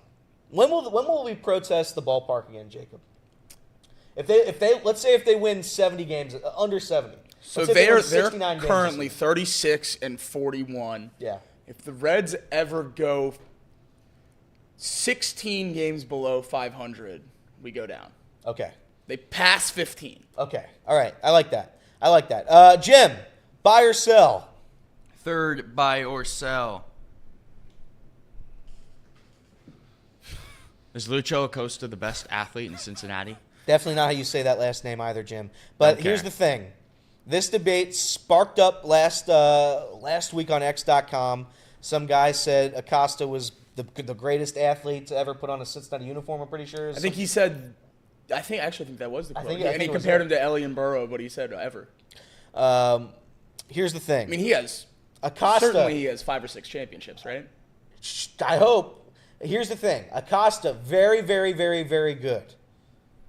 But I feel like the stakes are a little bit different in the other sports. And this is where the MLS folk will just have to bear with me on this take, because I know it's probably not right. It is. I feel like when you're the best of the best, and that is the NFL, that is the NBA, that is the NHL, you're the best of the best, then when you win that and you're good in that league, it matters. Matters a lot more than being the best in AAA or AA and single A. And I hate to compare the MLS to AAA, but essentially that is what it is. I mean, there's no doubt about it. It's not a top 10 soccer league in the world. It's not. I can read off the leagues that are better than it again, but nobody wants me to do that, and I'm going to try not to tear down FC Cincinnati. But no, he is not the best athlete in the city. No, he's not. He's not the best athlete in the city. I mean, if you're hitting 300 in AAA, you're not as good as the guy hitting 250 in the majors. So. Correct. Yeah, no. Sell. I will say this. I don't like when you guys belittle the MLS for not being a top league. When we watch college football, we watch college basketball. That's the top league for those players. Is it, though? You literally can't play professional sports at that age. You can't go overseas? Yeah, you can go overseas. What are you And talking about? that's lower than college basketball. Luka was playing professional basketball at College 16. Division I college basketball is higher than overseas. You think so? Yeah. At least viewed for NBA draft-wise, it is. Because the best players that come from college that don't make it to the NBA, they go over there and they play. And on top of that, And they dominate the stars of the NBA come from over there. Yeah. 2. Jokic. 3. Embiid. The vast majority of stars in college or in NBA basketball have come from American colleges Or high schools. or high schools before think- when they were allowed to. I think that this one, people need to realize that for his sport, he was the most valuable player. That's a Which good take. which For his makes league. me think, yeah, I would probably buy this just because he was the MVP of the MLS. He's saying it's relative is where he's trying to get at. Like, Yeah. he is the best player in In his his sport, league. yeah. Joe Burrow isn't that in the NFL. Ellie De La Cruz Cruz isn't that in the MLB. Yeah. So that's just the point he's taking. And I think that's not a unreasonable take to have, that it is all relative. Right. Yeah, I mean, if we're talking, like, if we want to do that, he's not the greatest athlete in the city because he plays in the MLS as opposed to playing in, one of the Spanish or French or Italian leagues, then that's fine. If you want to just do it by athleticism, then yeah, we're talking a whole different conversation. But in relative, yeah, he's the best. He's the best player in his league. No one else in the city can say that. I just think part of this for you guys comes from not liking soccer. So I feel like I think that's all of it. it feels like That's the whole thing. kind of I think if this, a team has a third of the viewership as the other teams, that it matters too. For No, who's the I- biggest in the city. I completely understand that, and that the MLS is not a great league, but I also think it's stupid to compare him to Joe Burrow and Ellie De La Cruz in general. I think that's Right. a stupid comparison as a whole. it is stupid. And I'm not saying he's a better athlete than them, but I'm saying relative to his sport, last year he was the best player in his sport. But here's the thing, and again, I know Regis did the whole thing there. You're saying best player in his sport. He's not the best player in his sport. He's the best player in his In his league. league. and his league is not one of the best leagues in the world. It's not. It's not top. It's not close. It's not top 10, and that does matter. Name 10 leagues better. We did this on the show. We already did this I don't on want the to do show. that. I don't want to do that. We already did this on the show. We already did this on the show. No. Yeah, we're not doing it. But it's like- I'm not letting that happen again. But I will say, like, if we had a top college basketball player, like a Kenyon Martin-esque player, would we consider him the best athlete in Cincinnati? No. Okay, well, that's fine. I just want to be consistent about these arguments. No, I don't think so. No. I Okay, certainly that's wouldn't. fine. That's No. fine. I just want to make sure that we are consistent here. I'm just being like, I'm just thinking of him realistically. Like he. Yeah, if someone at UC won Player of the Year in college basketball, I wouldn't say they're better than Burrow. Correct. Okay. All Well, right, that's fine. That's fair. That's fine. I'm just kind of taking the like looking. Right. Yeah, Want no, you guys fair. to look I at get it. it. If you We make get it, it if you from make it that other relative, angle. it's a much more reasonable Yeah. question. Yeah. Like if Edie played at UC. Right. Edie played at UC. Would we be talking? He would having not this be the best conversation? athlete in this city. I really don't Okay, think that's so. fine. Yeah. That's fine. I just want to make sure that it wouldn't be close. Okay, then we're all on the same page. We're all on the same page. Buy or sell. Let's move on. You didn't think you'd get this much soccer talk without Casey. Yeah, I like that. Reds will never make the playoffs. Just never again. Never again. Ever. Buy or sell. The Reds will never make the postseason I mean, again. I'm. Come on, I'm gonna sell. Never this. again. I have some hope. I'm selling this. The Reds are making the playoffs in the next 3 years. I'm buying it. Never. I'm buying. They're never going to make the playoffs. You guys can keep blaming David Bell and let's bring up Freddie Benavides. You can do whatever you want. There's still two people that run the team, and those people I want out. And in order for the Reds to be good, those two have got to go. So unless the Castellinis sell the team anytime soon, I am just never going to believe in the Reds. I've been beaten down. I've been bruised. I've been battled. I'm trying my best. But every single year, it's the same story with the Cincinnati Reds, and it's just over. It's over before it starts. That's a direct quote from Phil Castellini. So unfortunately, yeah, they're never going to make the playoffs again, and this is my hopes of jinxing them. Jimbo, you got a take? I'm gonna sell this. I think eventually they'll make the playoffs. I again. hope. That's a I good hope. take. I hope. My turn. Woohoo! I have a feeling. Bye. Yeah, never again. Never again. Reds, stinky. They're stinky. It's gonna happen. again. You. It's gonna happen, Stinky Elliot. just like Acosta's farts. Yeah. Right, Casey? Yeah. Hope Casey's doing I hope all right. Casey has another tweet before the show ends. Yeah. I think he does. Does he? He does? Yeah. Let's go. How exciting. All Mr. right. Hashtags. Here we go. Here's Casey's most recent tweet. He said, "Wow, I get a day off and I get to focus on the things that make me happy. Beyblades. I can't stop letting it rip. 3, 2, 1, let's duel. Hashtag, that might have been a Yu-Gi-Oh reference. Hashtag, still got my blue eyes white dragon though. Hashtag, what happened to Amelia Earhart?" Those are the questions we need answered. Yeah. That was very funny, Reed. PB's Ghost. Casey. Sorry, Casey. Zebra has been cheated, been mistreated. When will the Reds give him love? I don't know, PB. Hopefully soon. But I think the music note emojis meant sing I was that. supposed to sing that, but I didn't know what song that was supposed to be singing. Always Mary Had a Little Lamb. Was that Mary Had a Little Lamb? It's always the tune I go with if I don't know. Okay. Cheated, been mistreated. When will the Reds give him love? Is that it? Is that I think That was close. really good. That was close? I think That close. was really good. Let's buy or sell, Jimmy. This is. Jimmy Graphics. Here we go. 3, 2, 1 night will go away next season. Ooh, that's a good one, I'm Jimbo. gonna sell it. I'm gonna sell this one. I think if the Reds were as good as we thought they might have been this year and made a playoffs and competed for the Central, I would have bought it. But with how they're looking right now and how I think they're gonna end this season, I'm gonna sell it. I think it's gonna stick around next year. I do think we're nearing the end though. There's too many people going to games. And they're getting drunk and running on the field. Correct. I'm gonna sell. I'm Which gonna rocked. I'm gonna buy this. It won't be 3-2-1 night. It'll be like 5-4-3 night. What if they go 10-9-8? 10-9-8? Just say, take that, fans. We're not going to put a winning product out there, and you don't get cheap beer. I think they would have to. I think there's a chance. I really do. I think the 3-2-1 stuff is going to end, but there will still be some sort of discounted promotion. I think they would have 15, to change 14, the product, 13. though, right? Yeah. They What? would have to change what is discounted, right?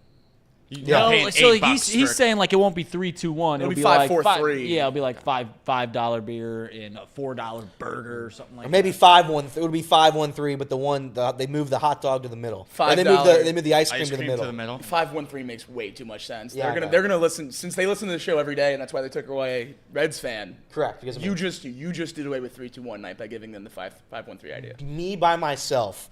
Jimmy, is that the last one? Or do we have one more? I believe there's one more. One more. But my singular crush. Oh no. Oh no. Jimmy graphics. I'm gonna sell 3-2-1 night going away next season. You're selling. It's still up there, so. I'm also gonna sell it next season I'm gonna buy it. because I don't think they're gonna make the playoffs this redo season. it. So why would it go away next season? It's fair. Do we have another buy or sell yet? It's loading back up. It's loading back up. Give him back a second. Yeah, I think as we're gonna do this again. I think it'll go away next year. I'll buy. I'll buy. Okay. Buy. It's not working for me. Okay, that's fine. Well, we'll Do you have the buy or sell button over there? yeah, I've been hitting them. Have you really? Oh yeah. I can't hear it 'cause I've been I don't putting have on the a thing. master class of producing over here. You have been really good today. Which I mean, like other than switching working for you? cameras and having to keep up on cough medicine Casey over there. For the last 2 minutes of the show, can we tease a brand new look for the show coming next week? I think you just did it. Can we do that? What are we? Oh. What are we talking about here? What do you mean? What are we talking about? It's going to be a new look Last on one. Monday. There will never be another run in golf like this. Ooh, are you talking about me and E-Dog? Regarding Scotty Obviously, Scheffler. Scotty Scheffler. Scheffler. Scotty Scheffler. 6 wins so far this year. Yeah, sure, I'll buy it. I mean, we've waited almost 20 years since the last one to now. Maybe 20 years from now we'll see another run like this. Yeah, I'll buy it. I feel like golf's getting better top to bottom, and you shouldn't be able to be as dominant as he's being. I agree. For that was going to be my reason too. It's these elevated events and really any professional golf event. It's so good. The competition is so elite that to be as dominant as Scotty Scheffler has been over the course of a year and a half now, especially this season alone, you will not see this again. You will not. Because the season isn't over yet. Trying to belittle him, too, by saying 2 majors in 3 years is crazy. He's won $27 million this calendar year and 6 wins. If he goes out and he wins the Open, which he might, if he goes out and wins the Open, this will be – it's already one of the greatest seasons ever. It'll be the greatest season. I mean, what's he going to – No, it won't. No, it won't. Tiger won all 4 majors in 1 year. I know, but listen, how many events did Tiger win that year? If Tiger only played in 99 and 2000, he would have 27 wins. It's pretty good. 2-year stretch. That is pretty good. That is pretty good. That's pretty good. It'll be one of the. It'll be the second best. It'll season? be one of the best seasons of all time. Second best season. Give me second. I don't know enough about Jack. I'm sure Jack had a run in there where he did pretty good. Scotty plus 410 to win the Open, by the way. Plus 410. That's ridiculous. Outrageous. Who's the next closest? Plus 900, I bet. Rory 750, Yeah. Bryson 1200. That's about right. Yeah, you're not going to see this again in golf, so I'm going to buy it. 2025 PGA Championship, Scotty's plus 500. Just to get him all the way out. Yeah, that's what a bad bet that would be if you placed that. Reed? Sell.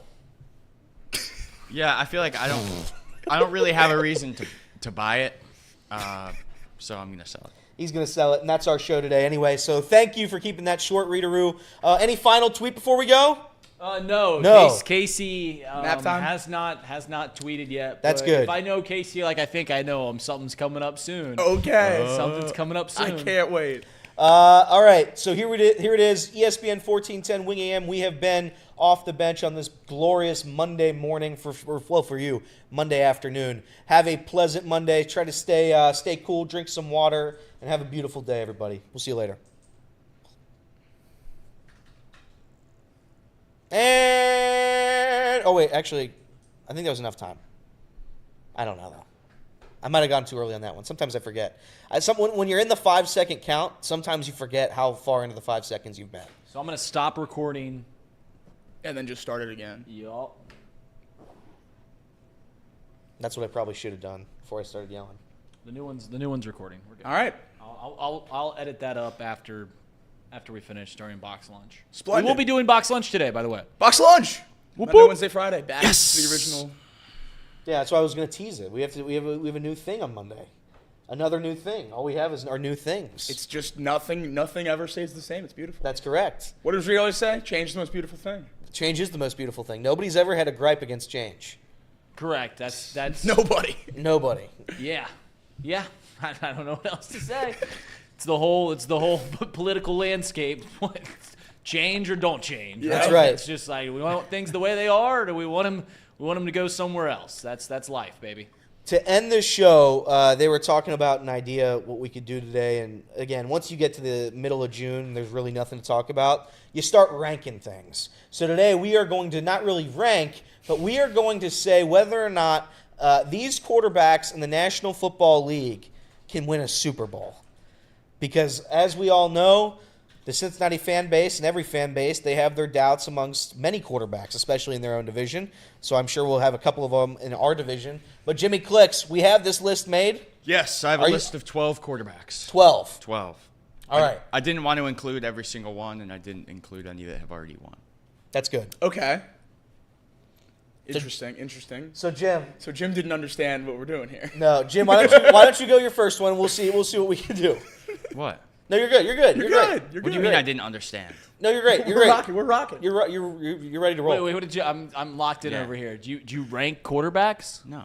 Oh. He excluded all the quarterbacks that have already won, which is definitely part of this. Yeah. Well, why would I put Patrick Mahomes back on it? Well, we're Matthew just, Stafford. I would have had to take Mahomes can't win it again. He's already won 3. Can't win a 4th. Come on. If you can't win the Do you fourth- know what we do on this show, Jimmy? Okay, whatever. First quarterback. No. No. The regular season running back cannot win a Super Bowl. What are we talking about? We've seen him score 10 points in the playoffs. Every time he's at home with one of the best rosters of all time, he chokes. Lamar Jackson can't win the playoffs. He'll win a 3rd MVP, though, so that's great. I don't like slandering Lamar Jackson because I think he's an objectively good quarterback. You can't just I know Jacob just made a little quip about him winning a 3rd MVP. If he were to, that's unbelievable. He's a great quarterback. He's just not a winner. It does seem though that in the postseason, his elimination game is usually on the result of him playing real bad. Oh yeah. So for that, and for that alone, I'm going to say Lamar Jackson. You will never win a Super Bowl, ever. Hey, put her there. Put her there. But he will win. He will win 2 more MVPs. Yeah. Jimbo? I think, I don't know, it's kind of tough. He clearly can win a Super Bowl. What are we talking about? Yes, Lamar Jackson can win a Super Bowl. I'm done discounting quarterbacks for not being able to beat Patrick Mahomes. We do that for some reason. I'm done doing that. I'm going to say Josh Allen can win a Super Bowl too. Spoiler alert. Just because you can't beat what is probably top 3 greatest quarterback of all time does not belittle your career. Lamar Jackson can win a Super Bowl. I agree. Next up, Jim. Next up, Reed kind of already said his answer. But my next up was Josh Allen. Yeah, I think absolutely Josh Allen can win a Super Bowl. He's my second best quarterback in the NFL behind Patrick Mahomes. I think what he does on the football field is unbelievable. The way he runs and throws, he accounts for more touchdowns than anyone else since he's been in the league by a wide margin. I think this is probably the easiest yes of any quarterback in the league. Unlike Lamar Jackson, his exits from the postseason are never from the result of him playing poorly. Right. That's the difference. Lamar Jackson played atrocious against the Kansas City Chiefs. Horrible. For the past, I don't know how many eliminations in a row, Josh Allen has played great football and just lost. He's arguably the greatest statistical postseason quarterback of all time. See some people putting in the chat, Josh Allen can't win it. He turns the ball over too much. He leads the league in turnovers since he entered the league. He also leads the league in touchdown to turnover rate. Right. So he scores touchdowns at such an unbelievable rate, it quite literally doesn't matter. Yeah, people forget he was eliminated from the postseason once because the defense just didn't show up at all, and that was it. He did his job, and he was just never given another chance to rebuttal. I know that's how football works, but that's crazy. That was a crazy elimination. But yes, this guy can absolutely win a Super Bowl, no doubt about it. Unless the Super Bowl is on a snowy day in his hometown against the Cincinnati Bengals. Yeah, that's tough. Which we all know they just can't win Especially in the same conference. that. Right. You got it. You got it. Look at you on top of it. High five? We can't connect. Well, By the way, we found out you can do recently- yours, and then you can switch over to me. Dude, you want to Me and Jimmy, our chemistry on Daps it's weird. incredible. It's good. I'm gonna put us on the spot here. This is not a good idea. Oh, this is gonna put us on the spot here. This is a terrible idea. They dapped up when we got out of the car last night at 2:45, and it echoed in an booms. open Kroger parking lot. It Really? echoed. It echoed. You should have seen us do it outside the other It day. was unbelievable. Oh! It's great. We have great chemistry when it comes to Daps. That's why Jimmy's my boy, Jimmy Daps. Yep. I mean, that's crazy. Yeah, Josh Allen, I definitely think he can win a Super Bowl. I would say he's more likely to win a Super Bowl than Lamar Jackson. So I say Josh Allen, definitely. Third one, QB3. Jalen Hurts. No, Jalen Hurts cannot win a Super Bowl. That was a disrespectful sound. We've seen the best of this current Eagles roster, I think, when they made it. I mean, he outplayed Patrick Mahomes in the Super Bowl, so maybe you would go ahead and say that he could. But I think last year we saw a much more real representation of what Jalen Hurts is. I think he's a fine quarterback who can win a lot of games with A.J. Brown, Saquon Barkley, Devontae Smith, and the best defense and the best O-line. I think he can win a couple games like that. I think anyone could. But I think Jalen Hurts is closer to Brock Purdy on the quarterback scale as a product of his weapons than he is the rest of the quarterbacks at the top. I don't know if he's. I love Jalen Hurts. That's the issue. Oh, he's a winner. I He's a cool dude. He's just not a very good quarterback. I was going to go to, like, if my Fanatics thing ever worked last year, it didn't. The sports book, I was gonna use my free jersey on a Jalen Hurts jersey. That's Why? how much I so like. weird because you're not a Bengals fan. Well, no, I am a Bengals fan, but I like Jalen Only when the Hurts. Reds are bad. I like the style of football Jalen Hurts plays. I think it's fun. I think the push-tush is fun. Sorry? The push-tush, sorry. Push-tush. They haven't banned that yet, right? No. That's No, still, that's no, still It alive. will It's- be banned. I don't think it's going to work without Kelsey. Oh, that's a my good take. hot take. My issue is I don't think he's going to win a Super Bowl. Last year was tough because I think he was You really were good. 10-1 and you lost. Yeah, and they looked horrible in the playoffs. Horrible for 8 weeks or so. Yeah, I'm gonna say no. I'm gonna say no. He can't, but I like him a lot. Yep. It's hard. It's Matty hard for Ron, me. what's up, buddy? It's hard for me to say no to this one because he did make the Super Bowl and was very close to winning it. You're right. So I'm gonna say yes. But I do understand that the Eagles' end to last season was worrisome, very, very worrisome. Yeah, so here's the thing that I think you have to be in two camps to win a Super Bowl. And one is either you got to be on the rookie deal or you got to be an exceptional, like a superstar talent. And I think Jalen Hurts is just below that clip. Like, I don't think he's as talented as a Josh Allen, a Joe Burrow, Patrick Mahomes. I don't think he's in that category, and he's already getting paid a lot of money. So I think it's just now a form of roster construction, and they're just spending money in the wrong places. I mean, paying two different wide receivers. So, like, I don't think the Eagles will win a Super Bowl, but I do think Jalen Hurts can. But I just I don't know. I just don't see him winning a Super Bowl in his career. So also, if we're doing buy or sell, love it or list it. Love it. All Love right. it. Next up, quarterback that recently got a large extension, Trevor Lawrence. Ooh. For the reasons Reed just said, that he doesn't think Jalen Hurts can win, I don't think Trevor Lawrence can win. I think Trevor Lawrence is a tier 2 quarterback. I think he's fine, maybe tier 3. And I think with $55 million in the current state of that roster, you have no chance of making a roster that's good enough to compete in a loaded AFC. I think best case scenario, he's the 5th or 6th best quarterback in the AFC. So, yeah, I don't see any way. It would take injuries. It would take massive disappointments. Yep. I don't think so. I am going to sell this as well or list it. He is not winning a Super Bowl ever. He is the best third-tier quarterback. He is the best third tier. So right outside the top 15 or so? I think he's right around there. Okay. And he's could he win games? Sure. Will he ever win a Super Bowl? Absolutely not. Can he win games? His one playoff win was a fluke. Right. Playoff win was a fluke. So no, Trevor Lawrence. I don't think he's a very good quarterback in terms of the NFL. I don't think he's a very good quarterback. I'm going to stand on that take and then die on that take.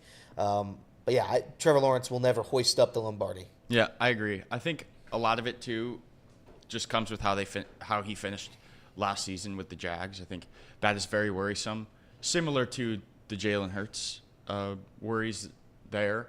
But I think that Jalen Hurts has shown me a lot more than Trevor Lawrence has. So I don't think Trevor Lawrence is going to win a Super Bowl. One of the things you hang your hat on with Trevor Lawrence is that he's young, and the other quarterbacks in his division are better and younger. So Yeah. yeah, no. So like, I defend Trevor Lawrence a lot on this program because I have to, because I think it's gross the way you guys are doing to my poor boy, but he plays in the AFC. He just got paid. I think that they're stacking up against him. So no, I do not think that he can win. If I'm going to say that Jalen Hurts can't win a Super Bowl, then I got to say Trevor Lawrence can't. That's fine. By the way, I just saw a new tweet from Casey. It looks really good. Oh, you want to see it? Here we go. Another tweet. I mean, Casey's just on one today. These are I hope books, you feel. I hope you're. They are. This one specifically is These really are long. novels. I hope you feel better, Casey, because my thoughts you are coming just from a all sports over junkie Twitter regardless today. of sport This one says, LeBron. "Oh my goodness, I can't stop eating raisins. They're like grapes that have been sitting in the sun too long. I feel like a raisin every time I go to the beach. Hashtag SPF 5000. Hashtag too much sun for my skin. Hashtag, by the way, my favorite Disney Channel original movie is Johnny Tsunami. Great movie. Hashtag surfer goes skiing. Hashtag go off, King." Hashtag go off, Kings. Right. Yeah. Enjoy your day, Casey. I'm going to Rue. look at the most popular tweet with the hashtag #GoOffKing, and we'll see what it is. Oh, it's Casey. Casey's the top tweet who's ever said hashtag #GoOffKing. And there's this one guy at dinner. So that's it. That was a good one. Next quarterback. Next quarterback. What's the most popular tweet for those other hashtags? I would assume also Casey. Let me see. Let me look at, by the way, my favorite Disney. Let me see that one. Casey, believe it or not, is the That was only the only one. tweet under hashtag, by the way, my favorite Disney Channel original movie is Johnny Tsunami. What about hashtag too much sun for my skin? Nope, there's been two. The last one was in 2015. Any chance by Casey as well? No, Oh. it was from Mylene. Mylene says summer, period. Hashtag too much sun for my skin. And we might as well knock the last one off the list here. Hashtag surfer goes skiing. Casey also the lone tweet. I see. We didn't do SPF 5000 yet. I would assume There's a lot of people who've done that one. a good number, yeah. A lot of people have done that one.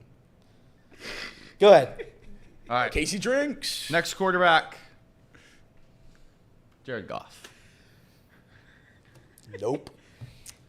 Nope. So I'm going to say yes. Nope.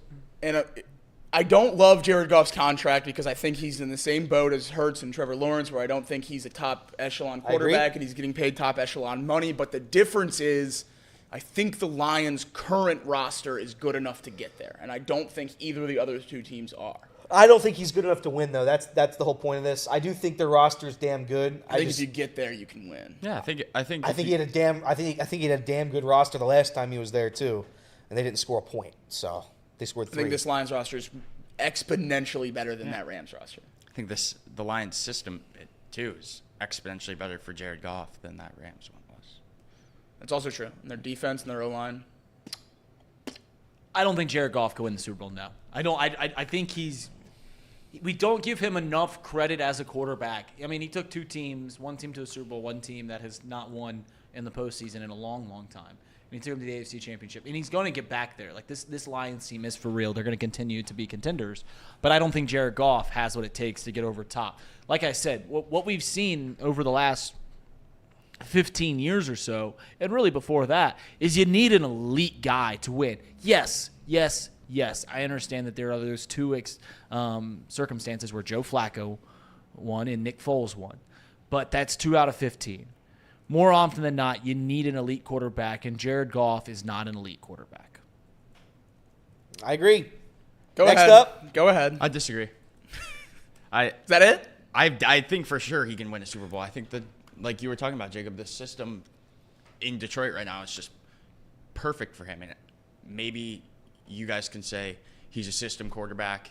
I don't think that's a knock. I think people that I use don't think system that's quarterback as a knock. And I don't think, I really don't think you can use that against him. And I think with where he is right now in his career, I think he can win a Super Bowl. And I think that within the next two years is his window to do it. Jared Goff is probably the lowest ranked quarterback on my personal QB rankings that I could say could win a Super Bowl because of the system and roster he's in. Yeah. There's guys that I think are better than Jared Goff that I don't think can win a Super Bowl because the Lions system I think is that good. That's fair. I think he's done a lot of winning. By no means do I think he is an elite quarterback, but I think Jared Goff has done a lot of winning to the point where I'm confident. Not a lot of teams have a top 5 backfield, a top 5 O-line, a top 5 receiving core, and a top 5 defense. Mm-hmm.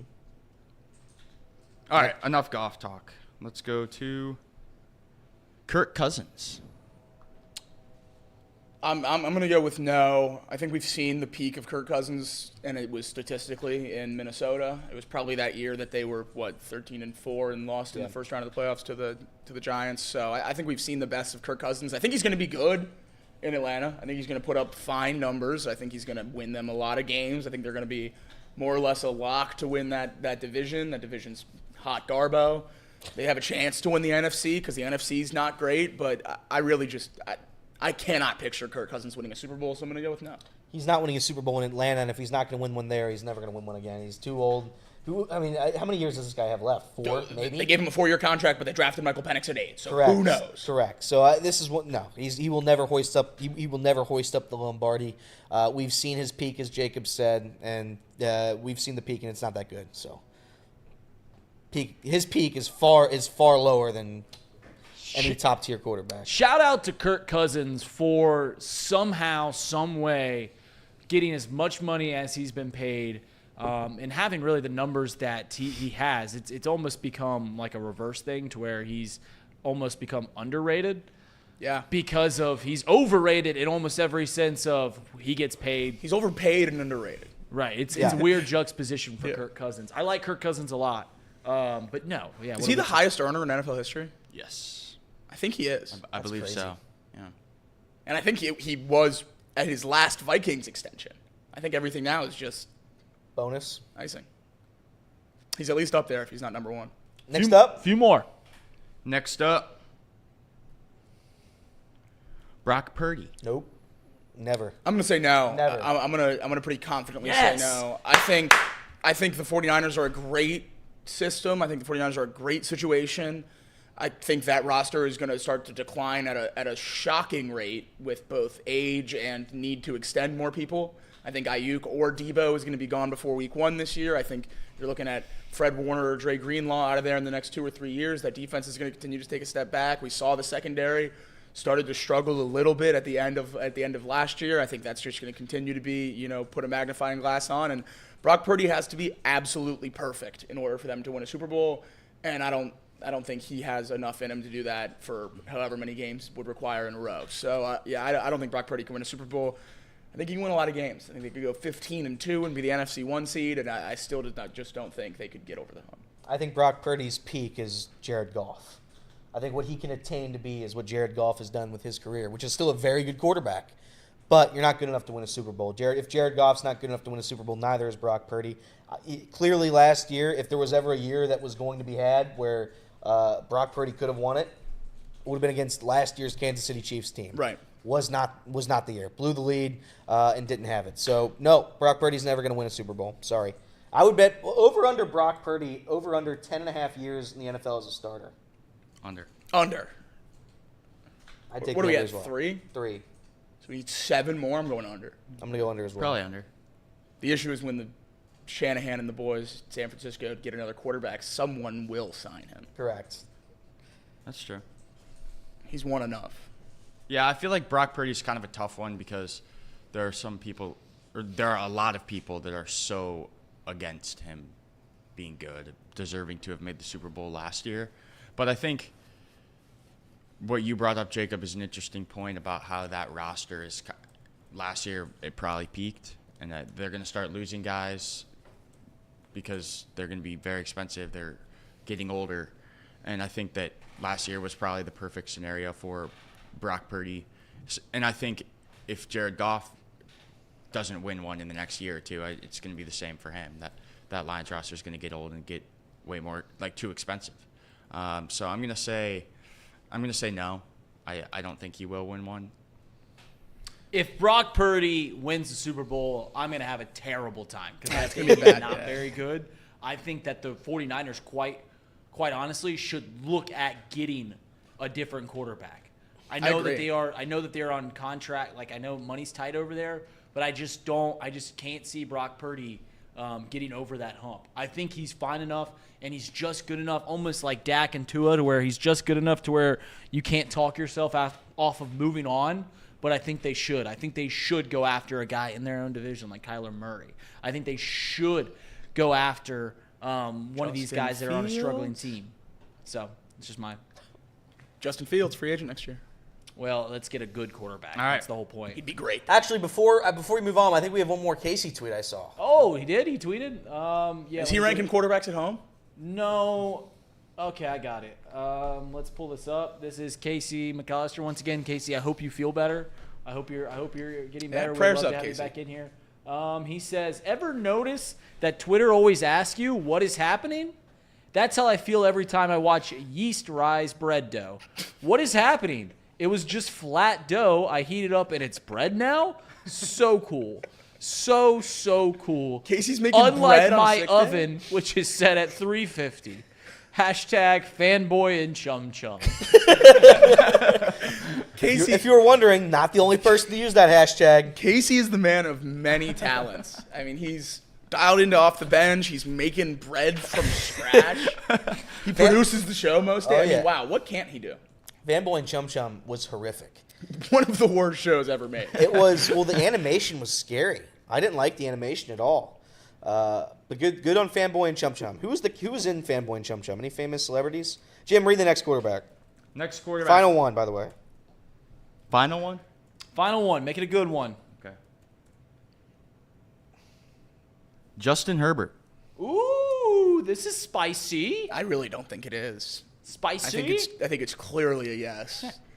Justin Herbert can definitely win a Super Bowl. Justin Herbert's been nothing short of spectacular when he's been healthy. Obviously, everyone points to that blown lead in the playoffs, and yeah, you can point to the defense and everything. At the end of the day, the quarterback needs to score a point in the second half. I understand that. He's still an incredible player. They have a much better head coach in there now in Harbaugh, much better than Staley. The defense is rough, but it's certainly trending in the right direction. They purged the weapons, but I think they're gonna get cheaper and younger and faster. I still think the Chargers are good. I still have a lot of belief in Justin Herbert. I think he's a top 5 quarterback in the league. If you told me to draft right now, I'd take him in that 4 or 5 range. I love Justin Herbert. I think this is a very easy yes. Justin Herbert, if was given the right situation, and I'd argue that he's had the right situation in Los Angeles, formerly San Diego. That is one where, believe it or not, I do think coaches matter, and I think he had a really bad coach. Saying all that, I do think, yes, Justin Herbert eventually will win a Super Bowl. Yes, absolutely. In Los Angeles. No, I won't give you that. Okay. Yeah, Justin Herbert's really stinking good. Him and Jim Harbaugh are going to win a lot of games. It's going to be an exciting division going forward between them two and Stinks then that the Patrick Mahomes. AFC just keeps getting better. Right. I mean, Like but Justin by the Herbert, way, we knew he was good, but now he gets Harbaugh. I wasn't going to do the Aaron Rodgers thing today. Wasn't going to do the Aaron Rodgers thing today. You love doing the Aaron Rodgers thing. But why did he go to the AFC? Just wanted to live in New York. Yeah. Money. Why did he go to the AFC? Like when Tom left, he went to the easier division. It just doesn't make any sense. Well, I think we all know Aaron Rodgers' top priority is not winning football games. So Correct. we got one more. We got to do one. Joe more. Burrow. We got to do one more. Joe Burrow. Joe Burrow, Bye yeah, bye he will- bye. Bye bye bye. he Yes will- yes yes. Yes, love Yes, it. yes, love yes. it. Love Every it. single time Joe Burrow's been healthy, we've competed for a Super Bowl. Why would I expect that to change? Yep, Joe Burrow really good at football. He's we all pretty know good Reed's quarterback. thoughts. Pretty good quarterback. Because Reed golfed with him. Also, I looked this up. The guy who plays the lead in Fanboy and Chum Chum, he plays Fanboy or Okay. whatever. Is Chum Chum not the lead? No, I think Fanboy is the lead. Fanboy is played by, you ever see It's Always Sunny? Yes. He plays the homeless priest in It's Always Sunny. The homeless priest in It's Always Sunny You know what I'm is talking about? Fanboy from Fanboy Oh, and yeah. Chum Chum. His name was it Cricket? I think Cricket. That might Rickety be one Cricket. of the wildest actor crossovers I I've ever heard. know. That's outrageous. But good for him. That's it. That's our show, Off the Bench, presented by United Dairy Farmers, Elliot, Jacob, Jimmy, Reed. We have a show for you tomorrow as well. We'll see you then. We're boxing lunches right after this. And we are boxing lunches right after this. Will we play Quiplash? We don't know. But you'll find out here soon in a couple minutes. We got to go clip this up and send it over to the radio. Thank you very much for watching. And fire David Bell. That's it. Or don't. Or 'cause don't. It doesn't matter. Correct. We're going to end this show the way we started it, with a Casey tweet, because Casey just can't keep, Yes. he just keeps ripping Can't keep them those off. hands in his pockets. Keeps ripping them off. So this is what's on Casey's mind. Man, he is just going philosophical. All No the tags? planets are named after gods, except the one we live on.